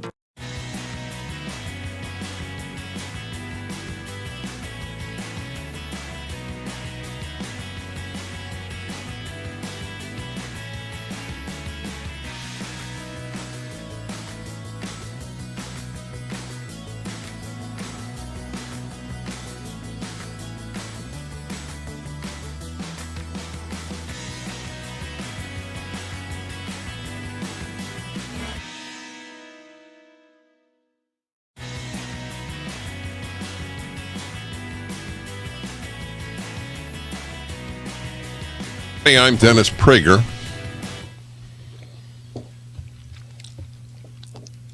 If I tweeted more, which is a big sin in my life that I don't, but if I did, I would have a picture, maybe I will, of this woman athlete who identifies as queer, black, depressed, and suicidal, raising her arms in a cross and an X for all the oppressed people of the world. I'd like to list the 5 most oppressed people in the world. What made me think of that? Well, I did think of that, but Brent in Los Angeles has a nominee for that. Hello, Brent.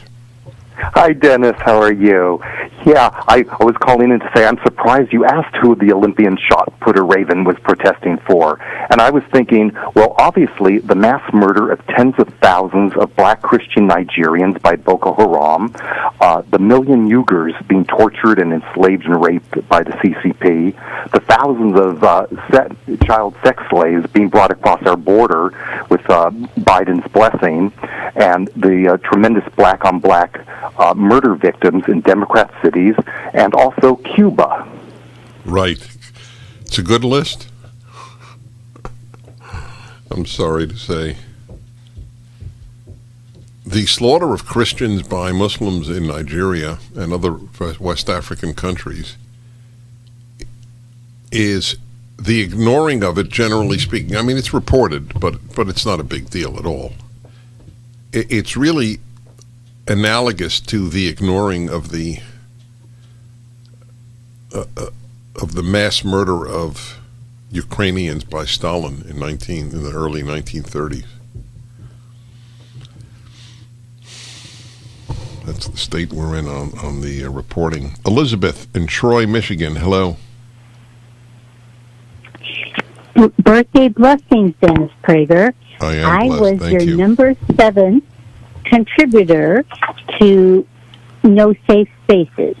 Really? And yes, I was. Yes, I was. Thank you. So I've been listening to you and agree almost exclusively. I have one difference with what I've heard you talking about today. You said that the word for people without a conscience is sociopath. My word is Democrat. Well, they have a. It's an interesting question. The left. Let's see. What else did you? Yes. 1 second.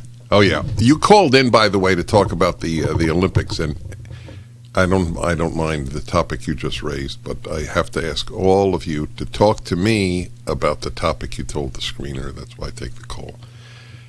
Anyway, the left has a broken compass because it doesn't think in terms of good and evil. It thinks in terms of black and white, rich and poor, and race, gender, class.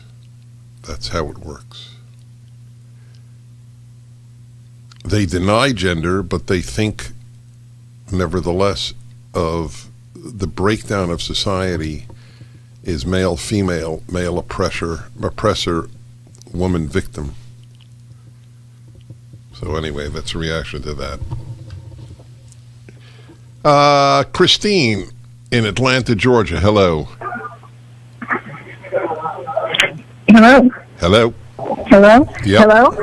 Yep. Hi. This is a university professor who's not a fool. Wow. What? I'd like to meet you for a cigar.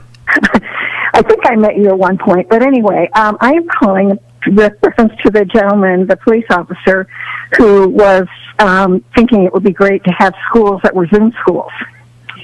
And why didn't someone start those? And I wanted you to know that Bill Bennett started one well over a decade ago. It's now a company called K-12. And in most states in the country, we have one in Georgia, cyber academies that are K-12, all online schools. In Georgia, ours is the third largest in the country. It's 10,000 kids.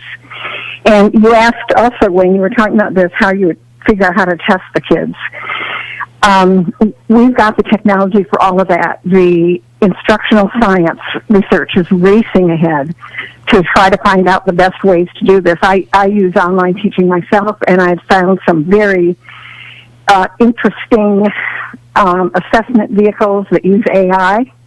And it's just, so the cyber schools around the country are charter schools.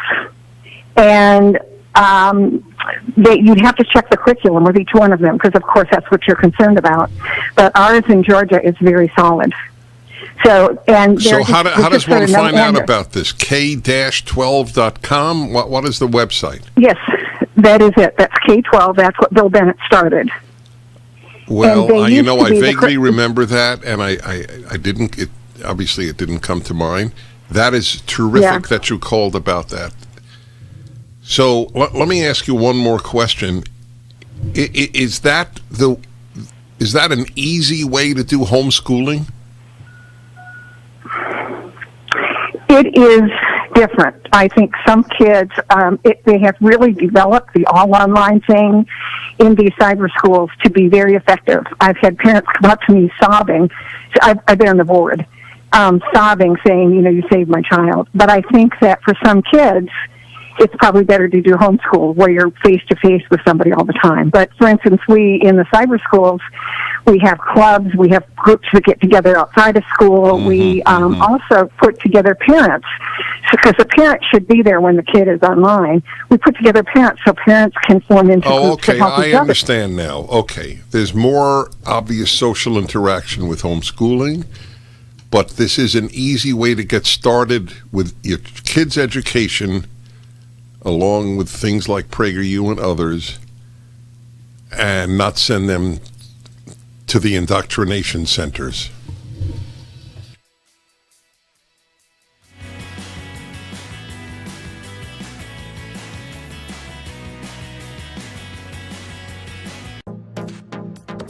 Trending now on The Mike Gallagher Show. Here's Tom Hanks. They enlisted Tom Hanks. They probably paid him a boatload of money. Then again, maybe they didn't need to because he's worth all the money he needs. Maybe he's got all the money he needs. How about this one of the most famous actors in America, Tom Hanks, making this major announcement? Together we stand with all who understand what it means to be born and built from the land. Because this is the city we love and the game we believe in. And together, we are all Cleveland Guardians. Now, you know they sat around and said, all right, we got to make this change. How are we going to tell our fans that we're not? I know, said the owners of the Cleveland Indians. I don't even know who owns the team, could care less. I don't even follow professional sports that closely. Maybe you do. It's boring. It's boring to hear people yammer about professional sports. The only people that are interested are people that are really into sports, and that's fine, but most people aren't. It's just a fact. Most people don't live and die by, the statistics and the standings in the AL West. I mean, and I'm not putting you down if you do, but most of us don't. All right. So I don't know who owns the team, but don't you just envision, what are we going to do? We'll pay Tom Hanks $10 million. We'll put together a slick video with dramatic music, and we'll show all these great shots of Cleveland, and we'll try to convince people that we're uniting by changing the name of the Cleveland Indians since 1915. Keep up with what's trending. Subscribe on YouTube and at rumble.com. Streaming on Salem Now.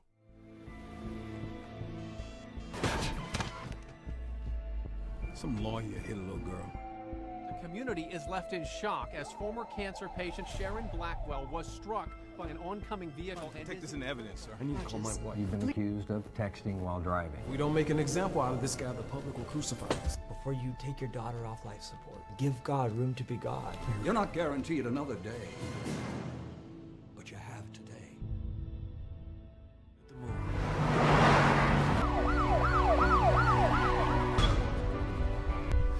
Get back or I'll shoot you. The one's left inside for the pastor and his 2 daughters. If you run, I'll shoot your family. Nobody cares whether I live or die. It's bad. I'm not going to stand around and be a part of it anymore.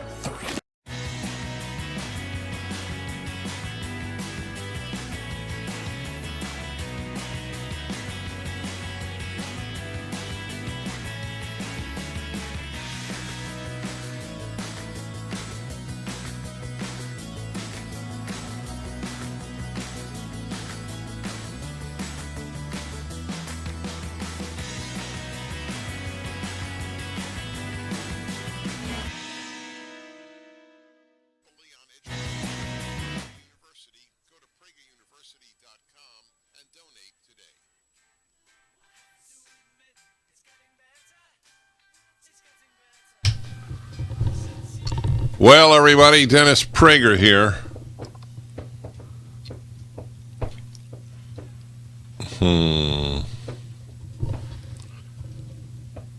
All right, let's take a challenge. I think it's a challenge. Christine in Chicago, hi. Hi, how are you?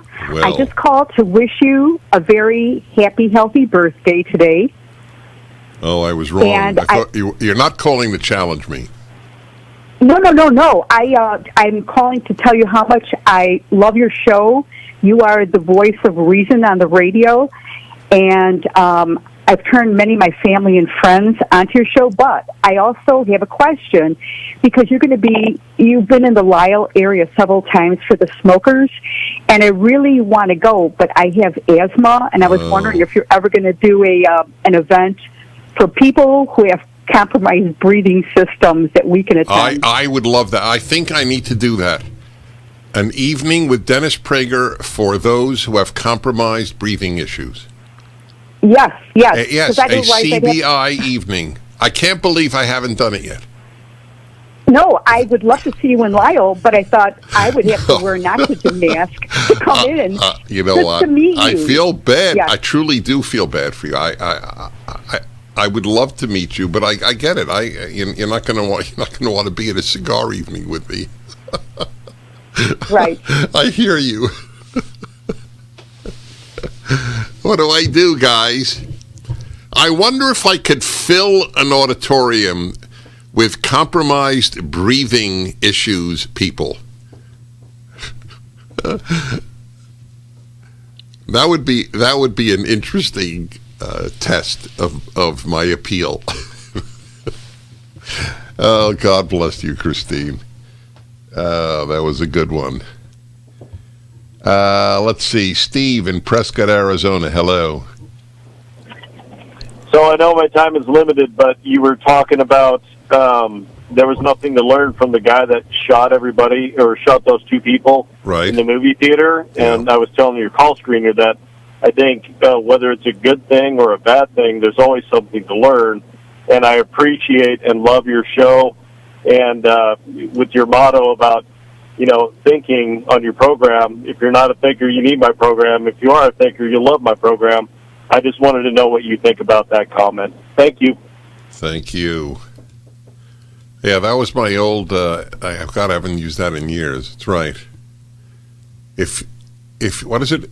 It was, I think if you don't like to think, you need my show. If you like to think, you love my show.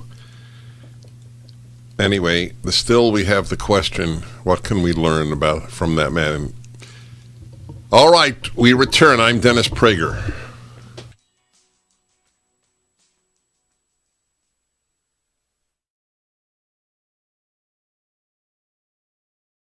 Now.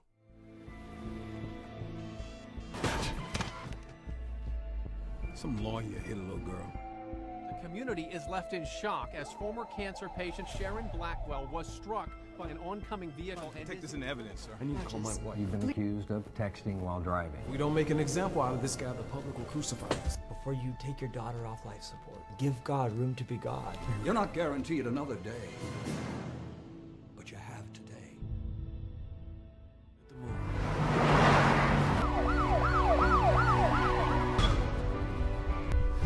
Get back or I'll shoot you. Only one's left inside for the pastor and his two daughters. If you run, I'll shoot your family. Nobody cares whether I live or die. It's bad. I'm not going to stand around and be a part of it anymore. Give me the gun. Stream on your phone, tablet, or TV. Look for Salem Now in the App Store or go to salemnow.com. Trending now on The Hugh Hewitt Show. The race is going extremely well. I'm in a dead heat with Terry McAuliffe, who's been doing this for 43 years. And Virginia voters are ready for a change. I think you're actually ahead, Glenn Youngkin. I'll tell you why. Dan Balls had a story in the Washington Post this week that polling is broken in America, systemically understating Republican support. So if you're tied in the polls, and you are, I actually think you're 5 points ahead of Terry. And I think Terry's worn out, tired, and boring. And I don't think he can beat you anyway. But it's good to run like you're behind, right?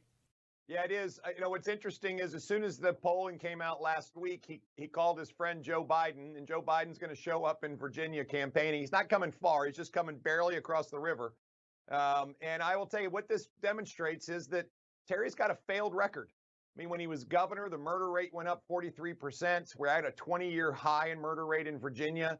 He's actually completely ostracized in the entire law enforcement community, and they know he won't stand for them. And Virginia's economy continues to trail all of our peer states, and everybody blames Terry and Ralph Northam for it. They shut down our economy. Terry absolutely didn't bring the number of jobs to Virginia that our peer states did, and Virginians are tired of it. They're ready for a new kind of leader who's going to build business, grow jobs, fix our schools, and make our communities safe.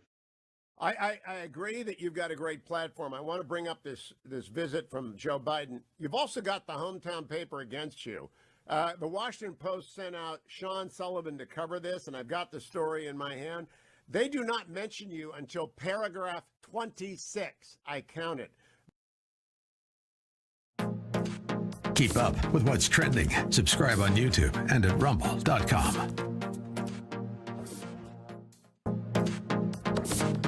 Trending now on America First with Sebastian Gorka. Liz Harrington, welcome to America First.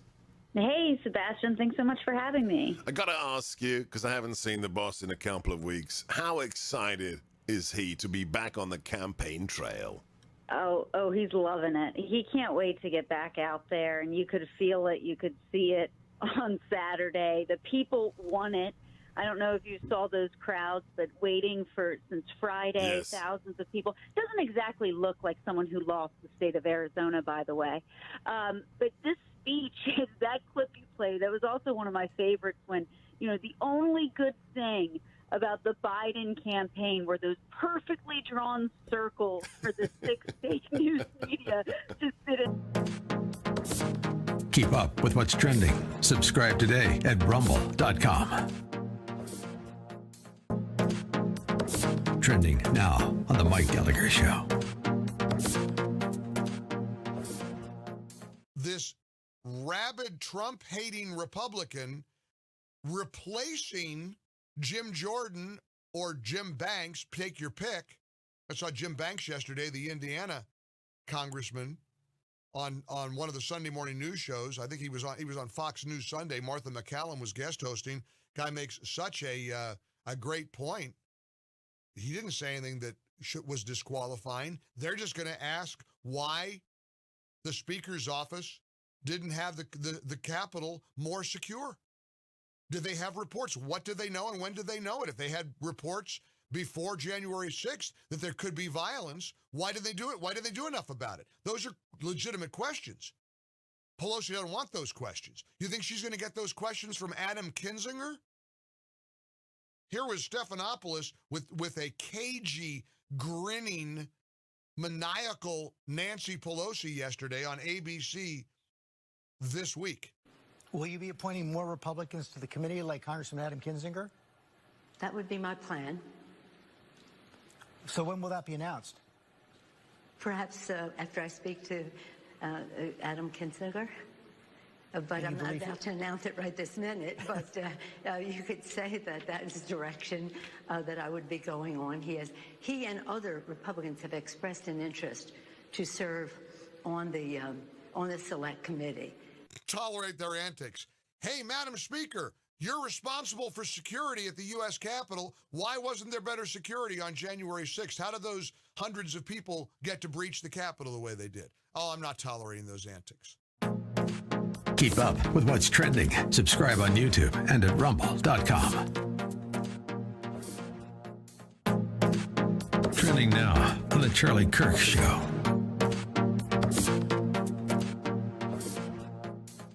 And this goes to a question that Brian emailed us at freedom@charliekirk.com. He said, do you think that masks are coming back again? Of course. The mask mandates are going to be pushed forward in every major inner city across the country. So here's a question. If so many people are vaccinated, why are rates going up amongst even the vaccinated? They say, oh, it's an unvaccinated pandemic. Well, why are so many vaccinated people testing positive? Why is that golfer having his life dream be torn away from him? What's his name again? He's a total stud. Jon Rahm, who now has tested positive twice for the Chinese coronavirus despite being vaccinated. What's going on here? Why is it that we have so many people in charge that want to go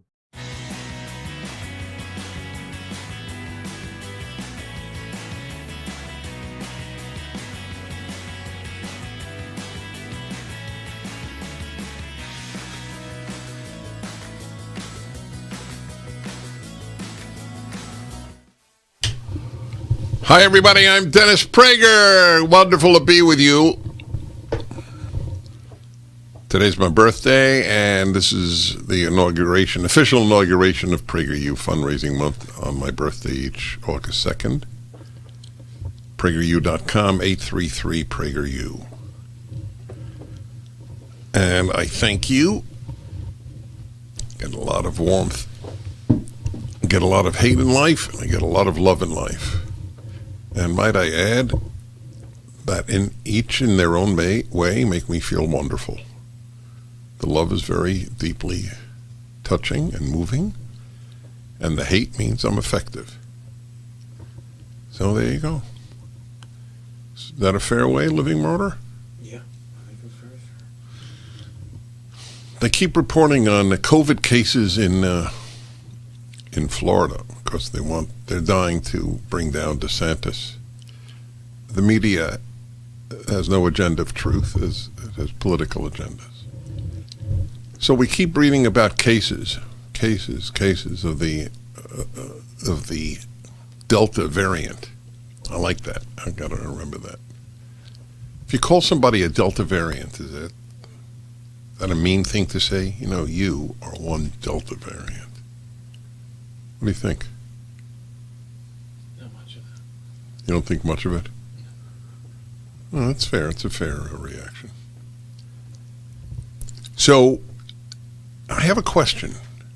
Who cares? Cases means nothing. Death means something. Serious illness, prolonged serious illness means something. Cases means nothing. If theoretically there was what comes after Delta? Epsilon? Seriously, in the Epsilon? Yeah, but So if there's an Epsilon variant? there is a gamma. There is one. There's a Gamma variant? Yeah, How do they pick it out? I don't know. And there's a lambda. And a Lambda variant? Ooh. They're coming next. How about a Phi Beta Kappa variant? There you go. Let's say there's a Phi Beta Kappa variant. And everybody has it, but nobody dies. So with 300 million cases, and nobody dies. Does it matter? How many Americans get a cold every year? Would you say a third of the country gets a cold every year? I would say so, right? 100 million cases of cold. Why isn't it reported? Because they almost never lead to death. That's what matters.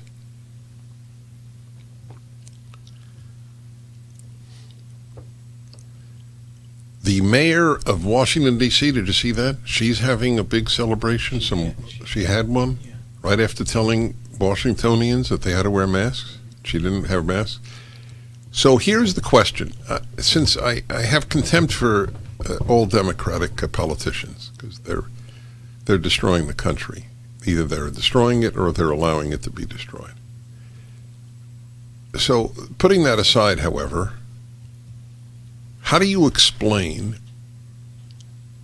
that you did that? Like Newsom having an unmasked gathering at a restaurant while forbidding restaurants to be open in California, or people obviously attending them.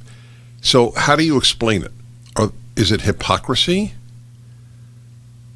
It is hypocrisy, but hypocrisy doesn't really explain it.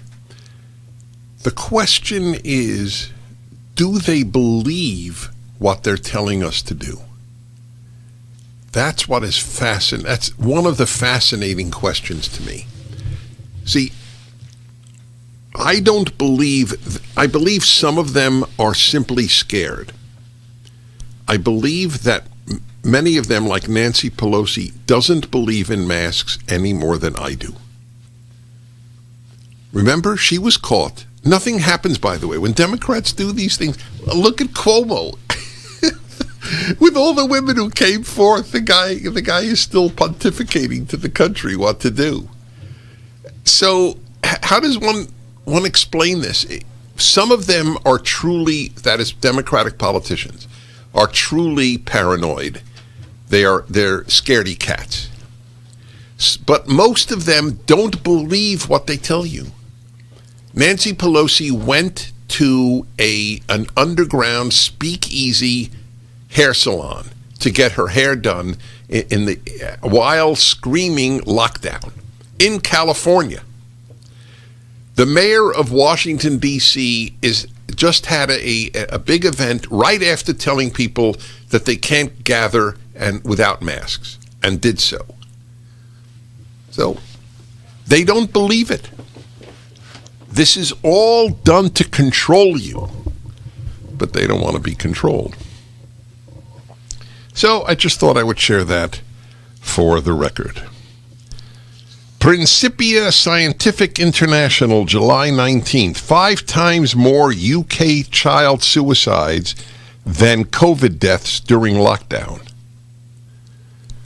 5 times more children and young people committed suicide than died of COVID-19 during the first year of the pandemic in the United Kingdom, according to a study which also concluded that lockdowns are more detrimental to children's health than the virus itself.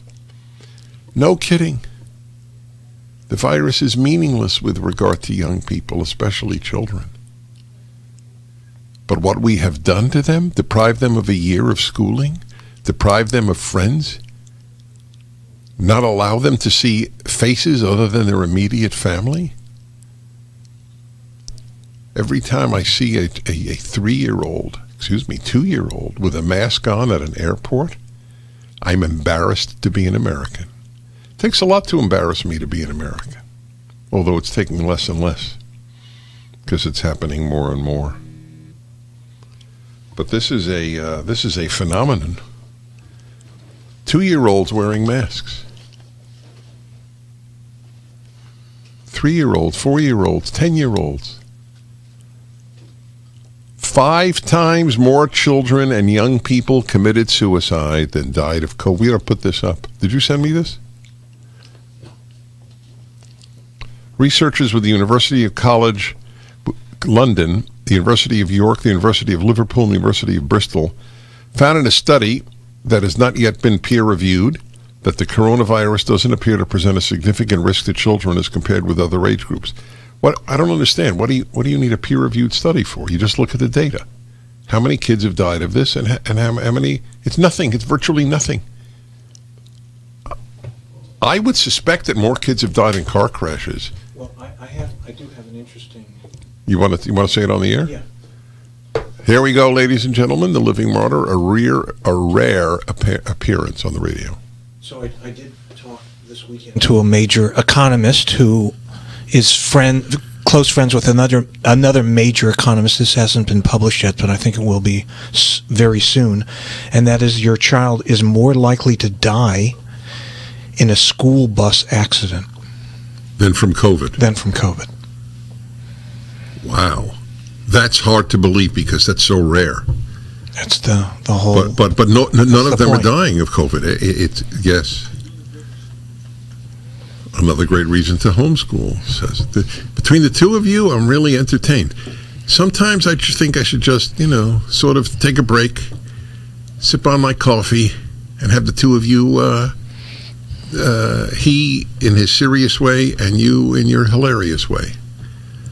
Thank you. That is really something. I would not be surprised. Okay. I would be a little surprised. Let's put it that way.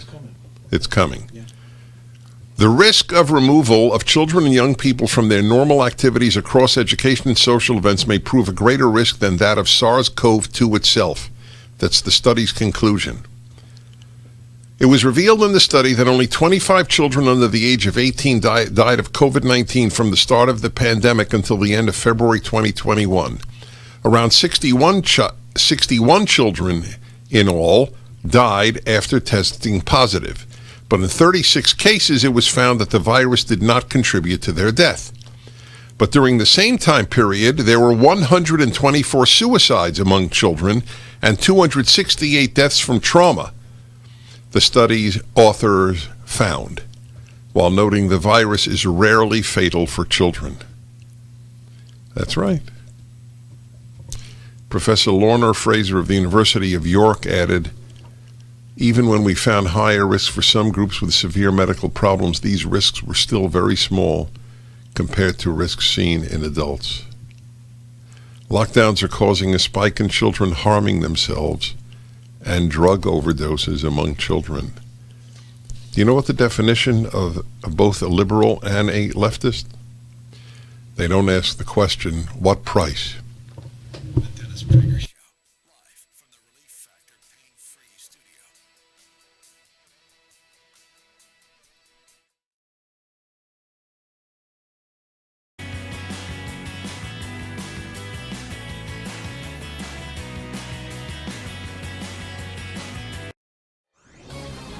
This is Hugh Hewitt for townhall.com.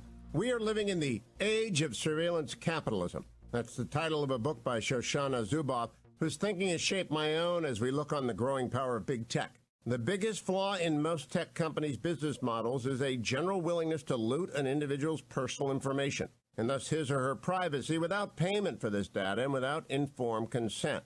Did you know that a small percentage of apps provide your consent to remotely turn on your phone's microphone and record you after you sign their terms and conditions? I imagine your response is like mine. What? I'd never agree to that.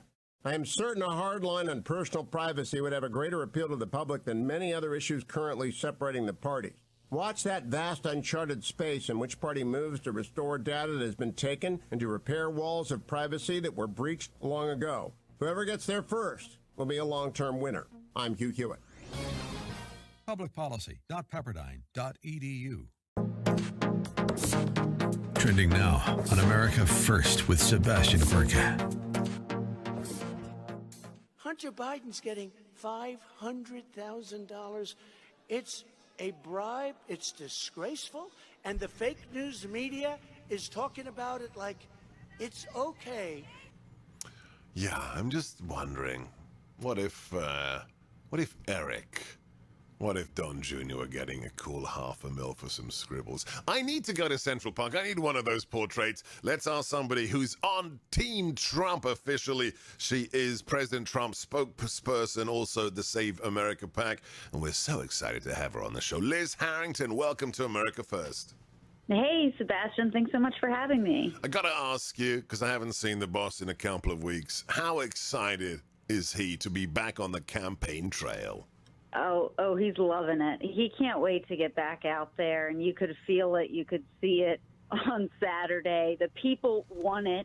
I don't know if you saw those crowds, but waiting since Friday, yes. Thousands of people. Doesn't exactly look like someone who lost the state of Arizona, by the way. But this speech, that clip you played, that was also one of my favorites when, the only good thing about the Biden campaign were those perfectly drawn circles for the six fake news media to sit in, and they definitely were not drawn by Hunter Biden. I mean, President Trump literally hit everything. He hit all the major issues. He talked about the rigged and stolen election. He talked about what's happening to our country. And the people are responding. Our movement is growing. And yes, I can tell you he's so happy to be back out there, and he's not going anywhere. Keep up with what's trending. Subscribe today at rumble.com. Trending now on The Mike Gallagher Show. We go from the sublime to the ridiculous, don't we? We see headlines. Cleveland Indians changed the team name to the Guardians. I don't know why that cracks me up so much, but it does. I don't want the Cleveland Indians to ever win another baseball game for the rest of their existence. That's so stupid. There won't be any more Cleveland Indians. Indians is offensive, so they changed the name. So now we got the Washington baseball team. Now we got the Cleveland Guardians with this stupid logo. That's what's important to people at a time when the country is headed in the wrong direction. Keep up.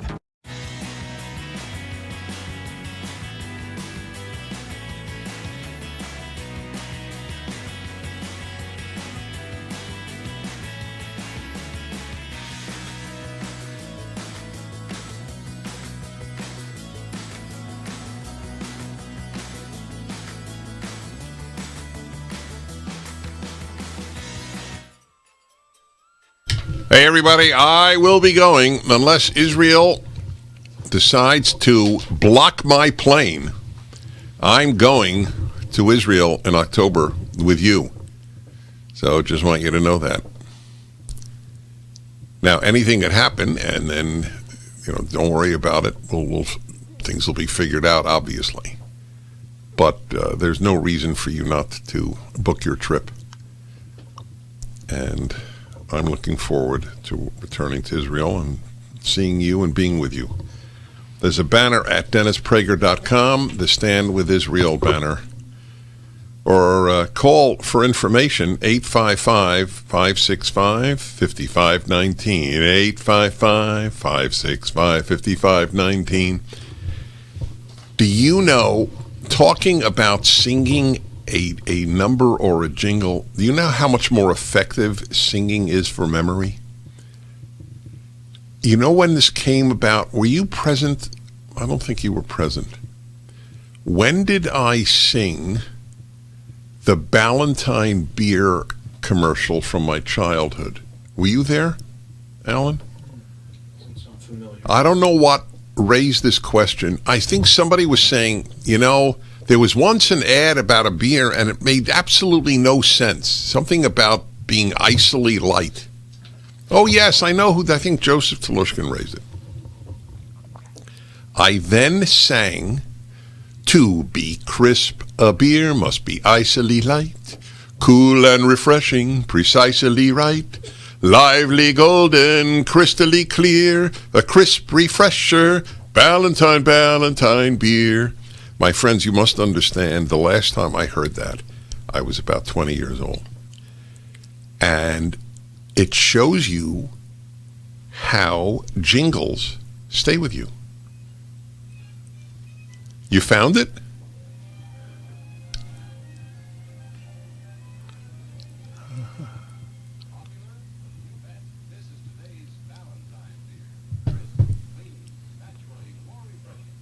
The only beer, Golden Mellow from the Golden Harvest. This is the Golden Harvest. Grains carefully grown and selected. And this is the Golden Harvest. I don't remember. Costlier premium hops that are mellowed 2 weeks longer on the vine than the hops in other beers. So pour a golden Valentine. No, that's not it. Valentine's Golden Harvest time. I can't believe it. Mellow every time. Golden mellow Valentine beer. All right, good try. Next time you're in your favorite tavern. Very good try. What am I going to tell you? Oh, jingles.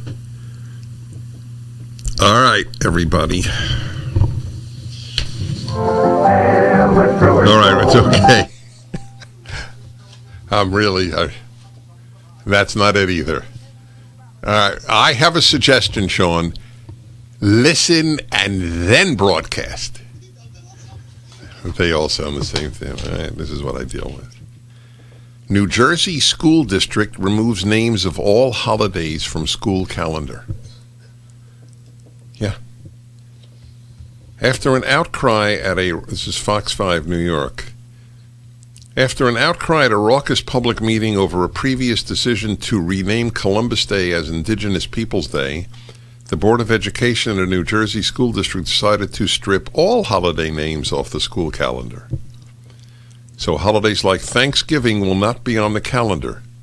They will simply be called day off. You think we've reached the pinnacle of madness, and there is no pinnacle for the left. Do you know what? It's the first civilization probably in recorded history not to have holiday names, to have abolished their own holidays. Did the French Revolution abolish? I'll bet you the French Revolution abolished holidays, but they made new ones. By the way, the phoniness of Indigenous Peoples Day instead of Columbus Day, the total hypocrisy, the phoniness. Has Columbia University changed its name to Indigenous University? Of course they won't, because it would cost them so much money. Who would want to get a degree from Indigenous University as opposed to Columbia University? By the way, I am totally in favor of it. I went to Columbia. I would say with pride, I went to the School of International Affairs at Indigenous U. I would love to say that.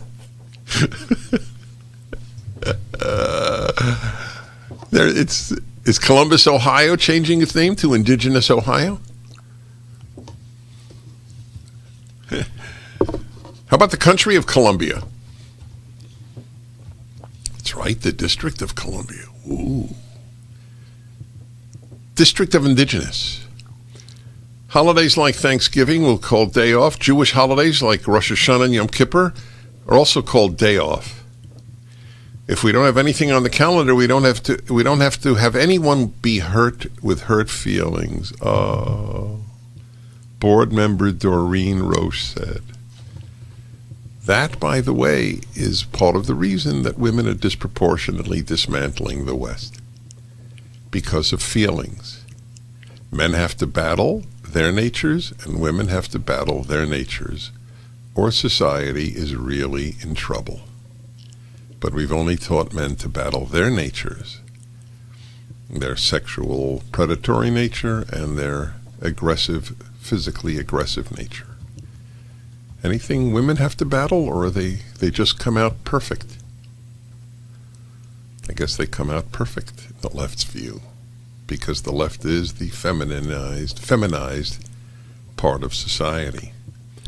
We don't want to hurt anyone's feelings.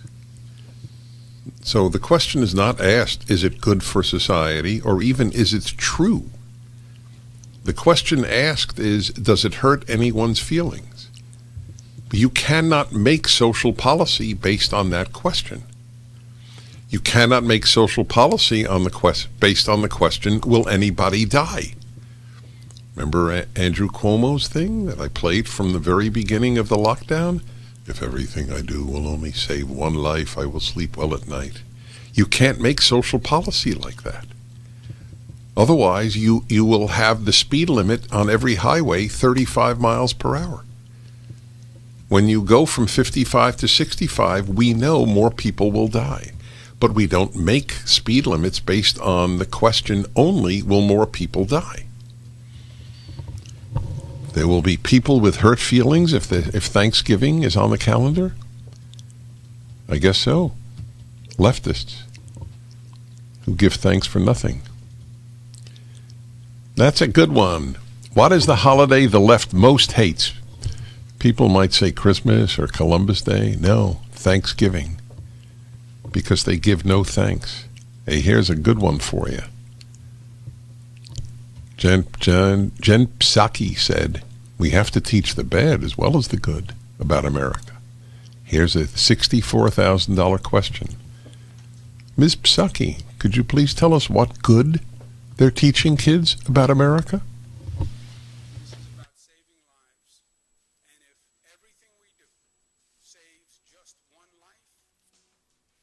I'll be happy.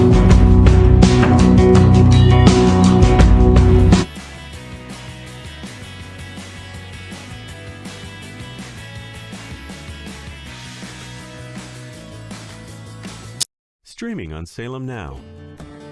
Surprise. Sharon and I. Sharon and you what? Things just happened. My girlfriend and my best friend. You got 30 days to grow up, son.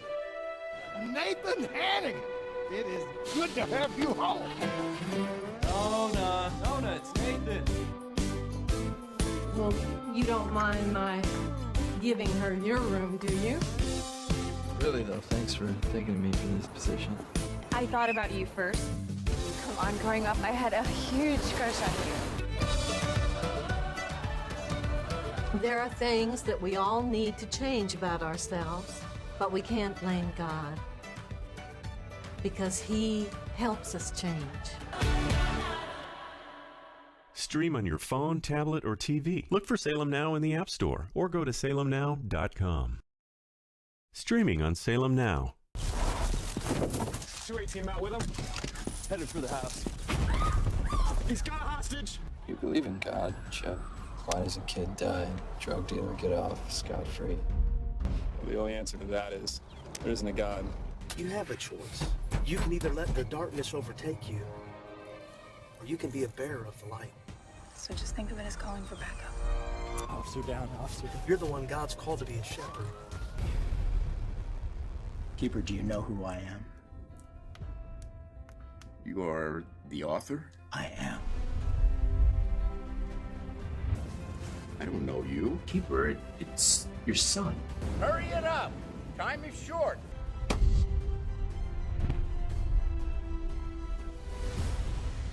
Stream on your phone, tablet, or TV. Look for Salem Now in the App Store or go to salemnow.com. This is Hugh Hewitt for townhall.com. We are living in the age of surveillance capitalism. That's the title of a book by Shoshana Zuboff, whose thinking has shaped my own as we look on the growing power of big tech. The biggest flaw in most tech companies' business models is a general willingness to loot an individual's personal information, and thus his or her privacy without payment for this data and without informed consent.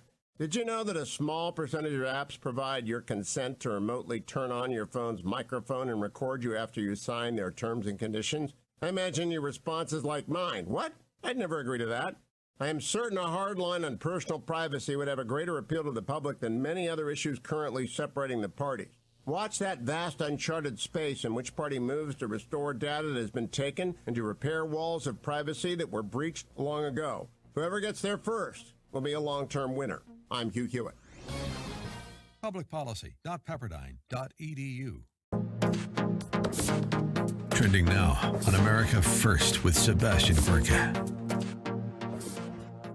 Hunter Biden's getting $500,000. It's a bribe. It's disgraceful. And the fake news media is talking about it like it's okay. Yeah, I'm just wondering, what if Eric, what if Don Jr. were getting a cool $500,000 for some scribbles? I need to go to Central Park. I need one of those portraits. Let's ask somebody who's on Team Trump officially. She is President Trump's spokesperson, also the Save America PAC, and we're so excited to have her on the show. Liz Harrington, welcome.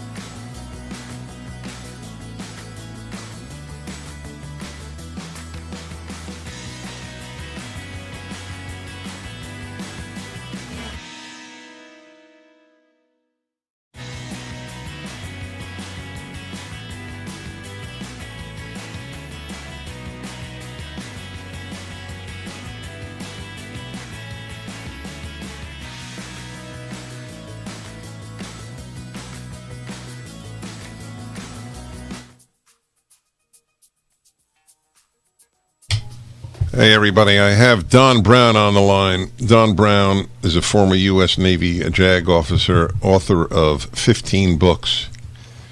That's a lot. And the latest is, I wonder what happened here.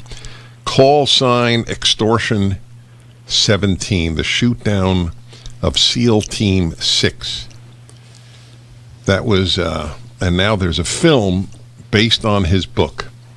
It's called The Fallen Angel. It's at salemnow.com.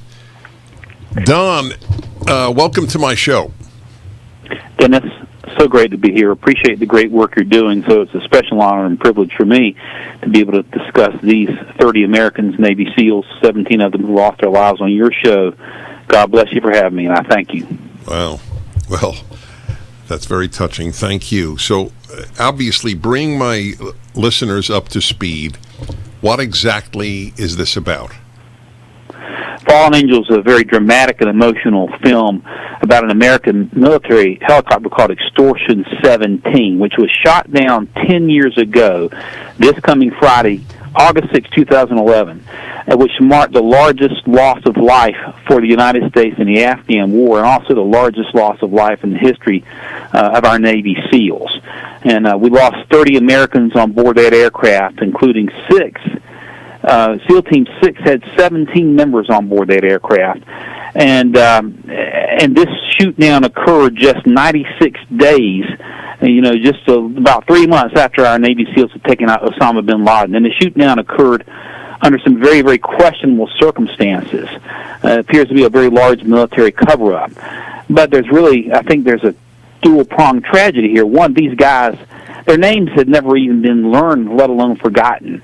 And so I think this film, Fallen Angel, is going to bring some light to the nation about these 30 heroes who have sort of been lost amidst a cacophonous chorus of foolish sound bites from the liberal media.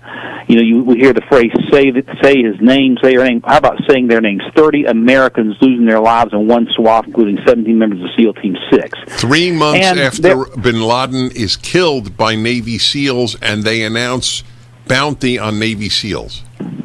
They announced bounty on Navy SEALs. The current gentleman who apparently is in the White House, Mr. Biden, just 2 days after there had been an agreement forged by the former Defense Secretary Bob Gates to keep the names of the identity of the Americans who took bin Laden out, to keep it a secret, to keep it quiet, Biden goes to a hotel in Washington, D.C. and announces that SEAL Team, the Navy SEALs, have taken out bin Laden. As soon as Biden did that, he can't control his mouth. A bounty was placed on the heads of the Navy SEALs, and in this Tangi River Valley in Wardak Province, Afghanistan, in the 90-some days after the bin Laden mission, there had been 3 attacks against special operations helicopters flying in that valley. And it's a heavily infested Taliban valley. And yet the rules of engagement still prevented Obama's rules of engagement still prevented us from using what we call pre-suppression fire, to fire into an area, into a landing zone before our helicopters landed. This chopper was hanging in the air, strangely, for 10 minutes.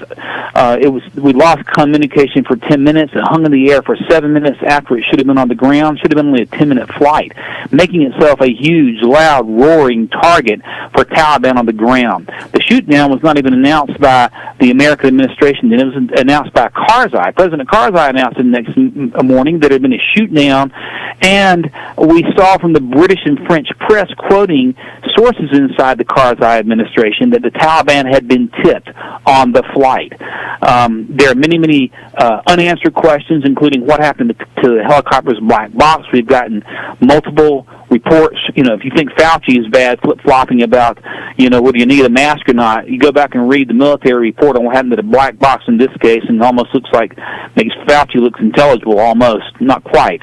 But they first said the black box, which had a cockpit voice recorder, was washed away in a flood. And they maintained that story after sending Pathfinders in to look for it for 3 days. The Pathfinder commander said the first time he could never find the black box. Military told the family members it washed away in a flood. That was in 2011. Then in 2014, they changed their tune and said, well, the black box the helicopter never had a black box to begin with.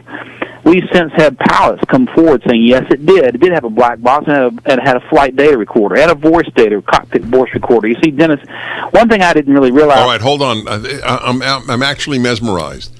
There's no question I'm watching this. There's no question. It's up at SalemNow.com, by the way. Fallen Angel. This is a scandal. I mean, a moral scandal. Oof. ReliefFactor.com, 800-500-8384. One of the most phenomenal things I've ever advertised. Take it every day. The story on this, very simple. I was asked to advertise it. I said, no, I don't advertise painkillers, especially if I haven't used it. My wife, thank God, recipient of most of my emails, because otherwise most of them wouldn't get responded to.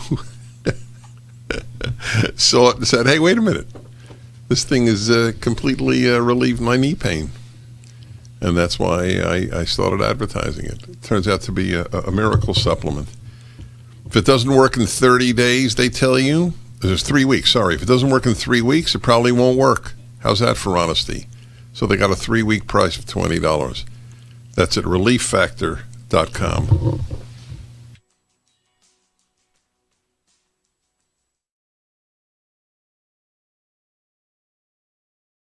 Of commercials screaming at you to buy gold now with inflated promises on future values.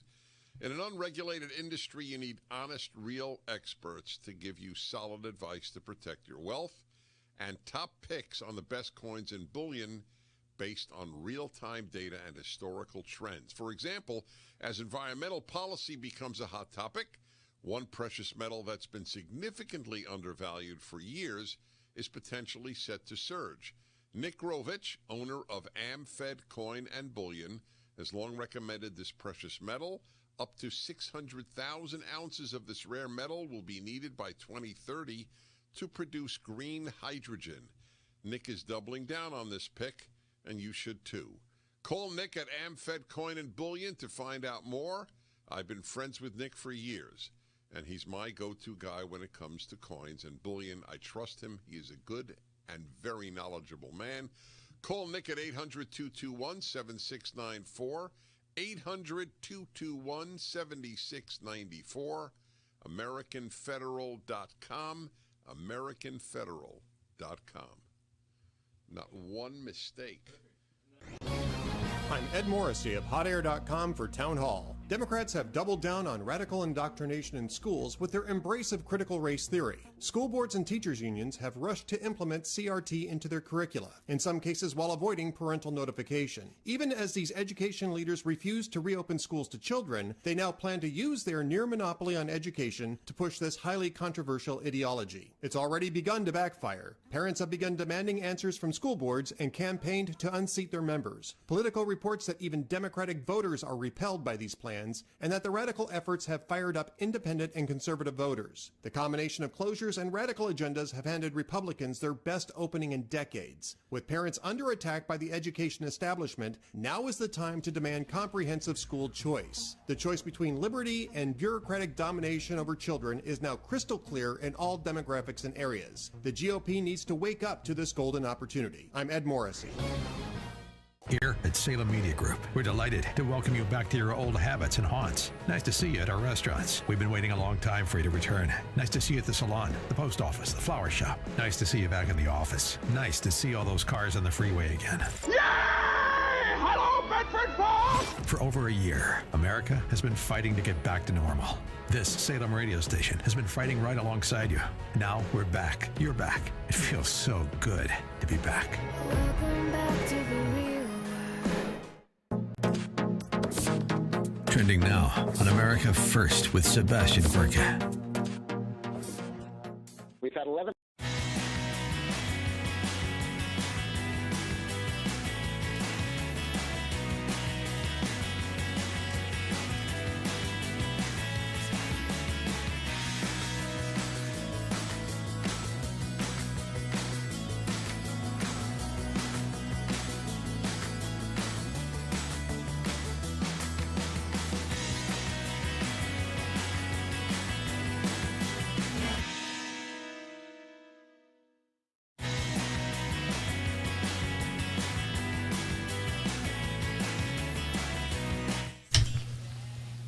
I didn't expect to go over a segment, but I got to tell you, I'm riveted by this story. Riveted on so many grounds. Don Brown, author of 15 books, former U.S. Navy officer.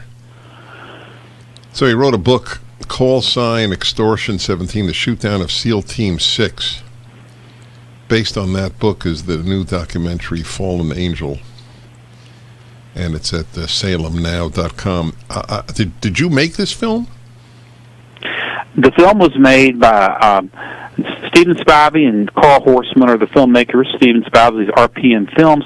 Carl Horseman runs Triple Horse Studios in Atlanta. They in the Atlanta area, and they are pretty well-known filmmaker down in the area. So I'm one of many folks who was interviewed for the film. I see. Probably in it, a couple of times, as you'll see. But it was a team effort. We had 30 U.S. Army Rangers come up from Fort Benning to take part in the film. God bless them. They were really professionals. We had folks come forward who, after my book came out, Dennis, everybody says conspiracy theories. I was hoping that when my book came out, people would come forward, and people have come forward because of my book and for other reasons. And so we interviewed a U.S. Air Force officer who saw the events leading up to the shoot down. We interviewed, or the filmmakers, I should say, Stephen Spivey and Carl Horseman interviewed a U.S. Navy mortician who received the bodies when they came in, interviewed U.S. Army Ranger who were first on the ground. The interviews are riveting, and I think the filmmakers do a great job of, for the first time, letting the nation know who these guys were, these 30 Americans. I mean, there's a dual tragedy here. One, we don't know who these guys are. Say their names, my goodness, they're the best that we've had to offer. And then, two, the inexplicable chain of flip-flops and hide the ball tactics. So without, I don't know if you're free to give away Well, first of all, is there anything to give away? Does your film come to a resolution? The film comes to a resolution in one respect by giving honor to the fallen, as it should. But there are more questions than there are answers. The film, we have more answers than we did when my book came out. But the film and the book raise even more questions that the Pentagon doesn't tell us. And of course, no book and no film can cover the whole story. Right. So, what is your theory? Even beyond the specific questions, why did this happen? Why would anybody at the Pentagon hide what the Taliban did? Dennis, my theory is that there could very well have been a green-on-blue attack inside that chopper. There was a switch out. You know, I did not know when I began to write the book. What is green-on-blue? What is green-on-blue? That's what green-on-blue means. An Afghan ally attacking our American forces. You know, there were Afghan allies on that chopper? Well, there were Afghans on board the chopper, yes. And the thing that I did not realize at this time in the War on Terror in 2011, we were forcing our special operators, our U.S. Navy SEALs, U.S. Army Rangers primarily, to fly these missions with Afghan commandos. We call them APUs. And you can see, because I reviewed 1,250 pages of the military record that had been declassified and testimony from our Navy SEALs and our Rangers, they did not want to fly these guys. They were not reliable. And not only that, but there were a rash of green-on-blue attacks whereby the Afghans would shoot our guys in the back. We even had a Major General Green, who was shot in 2014 by Afghan bodyguards and killed. No one was beyond, them switching on a moment's notice. And not only that, Dennis, but there were 7 Afghans who were swapped out on board this chopper, and their names did not match the flight manifest. Wow. We since found out that there was some bad blood between the Afghans and the why SEALs. would the Pentagon seek to suppress these facts? Well, I believe, if you stop and think about it, it's 2011, a year before the 2012 presidential election, and I'm speculating at this point, but based upon, there's a lot of circumstantial evidence, in my opinion, that points toward an internal attack on that chopper. Why? Because it could be politically embarrassing on multiple fronts. If you have Afghan, forces attack, pulling the trigger on an internal bomb or getting into a firefight with Navy SEALs inside that chopper. That number one, that it blows away the theory that they're as reliable as the Obama administration wanted us to believe. It's extremely embarrassing from that standpoint. It would be a political embarrassment, to the Karzai administration at the time, and the disappearance of the black box. There's an inexplicable disappearance of that helicopter's black box, which contained a cockpit voice recorder, which would have told us what happened. Remember, this helicopter was hanging in the air for 7 minutes longer than it should have been hanging in the air. We're flying these missions at night. These CH-47s, they're dual rotors, one on the front, but they're very, very loud. If they hang in the air, and aren't moving, of course, they attract they're a target. Noise. They become targets, right? And inexplicably, we lost radio contact for 10 minutes with this chopper. Wow. There's no reason that so should have something happened inside the chopper. Yeah, right? I mean, I believe so. You asked me what I thought happened. I believe that may have happened. Yeah. I can tell you this, that since then, Billy Vaughn, who's one of our Gulf Star fathers, and I have been worked with members of the Congress in 2017.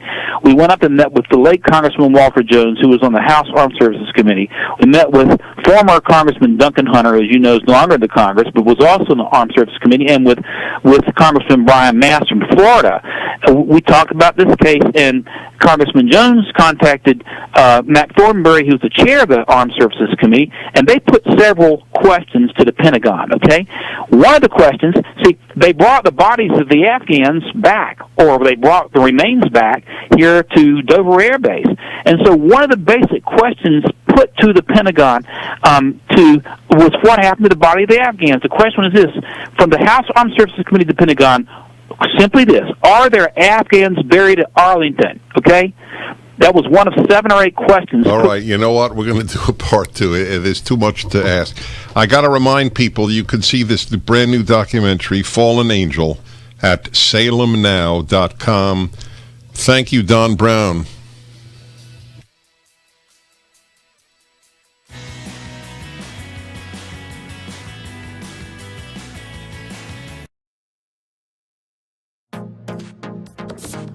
Trending now on the Eric Metaxas Show.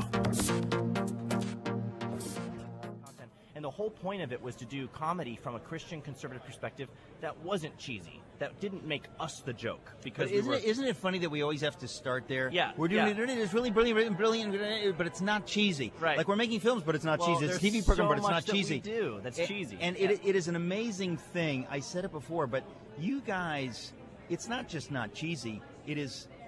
It's brilliant, and actually, in the world in which we live today, it's almost the only stuff that's happening at that level. I mean, there's nothing on the left. Well, I can tell you compare why. To it. The reason there's nothing good on the left right now, and I know I've followed The Onion for years. They've been around for 20 plus years.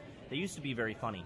They're less funny now, and they're less funny now for a very good reason. You know, the left has made all these rules about what you can and can't say, and they also have this idea that you can't offend anybody.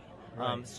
So in enforcing these rules, they even do this on comedians. They try to make comedians follow rules. You can't say this, you can't say that, you can't joke about this, you can't offend this people group, right. You can't punch down, never punch down. Right. And so they make all these rules, and comedians, by their nature, flout rules. They make fun of people who make rules. That's what comedians are supposed to do, right? That's really their role in all of this.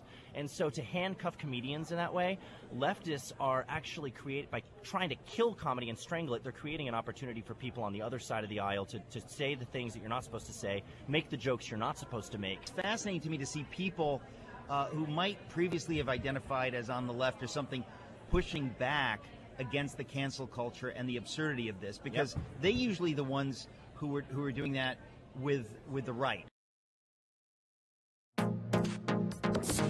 Keep up with what's trending. Subscribe today at rumble.com. Trending now on the Mike Gallagher Show.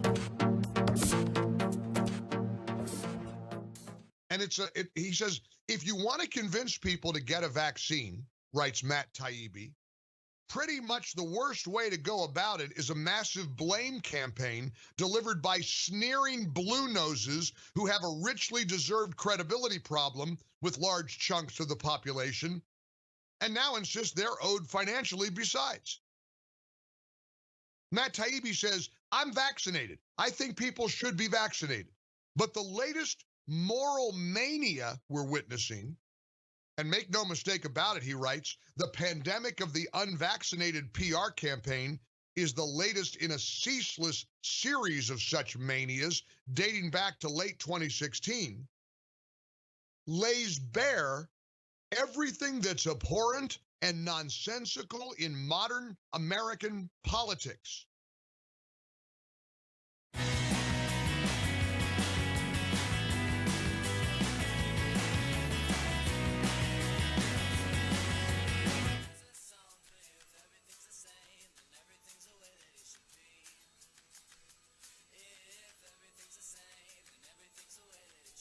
You know, I was saying to the Living Martyr during the break how fast the show went.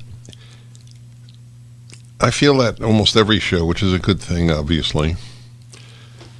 So, let me reflect for a moment in this final segment on this day being my birthday, August 2nd. I think I mentioned earlier, the transformation of birthdays in your emotional mind from when you're young to later on in life, it's very different. When you're a kid, oh God, you look forward to your birthday. Even the funny thing, I always get a kick out of it when I ask, so how old are you? Oh, I'm almost 14. You stop saying I'm almost something pretty early, relatively.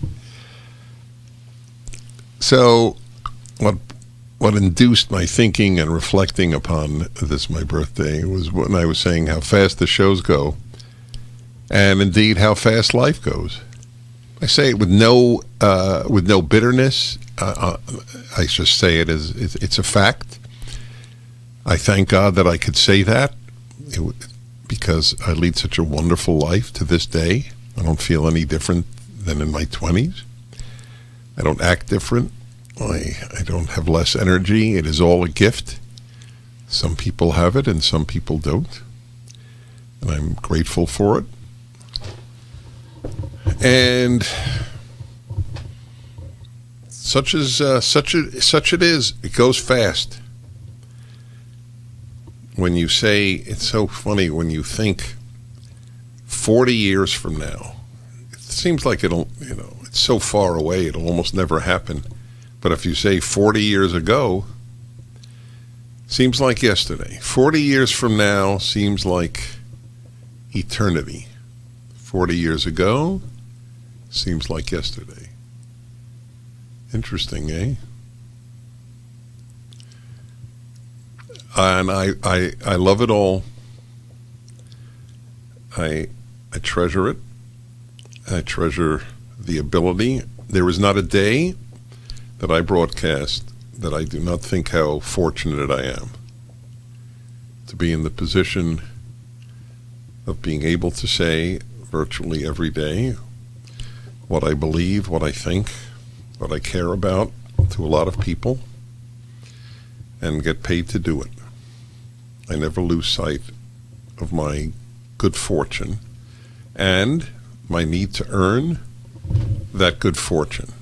My favorite English verb, as you know, or as many of you know, is earn. Thank you for your good wishes. I will see you tomorrow. I'm Dennis Prager.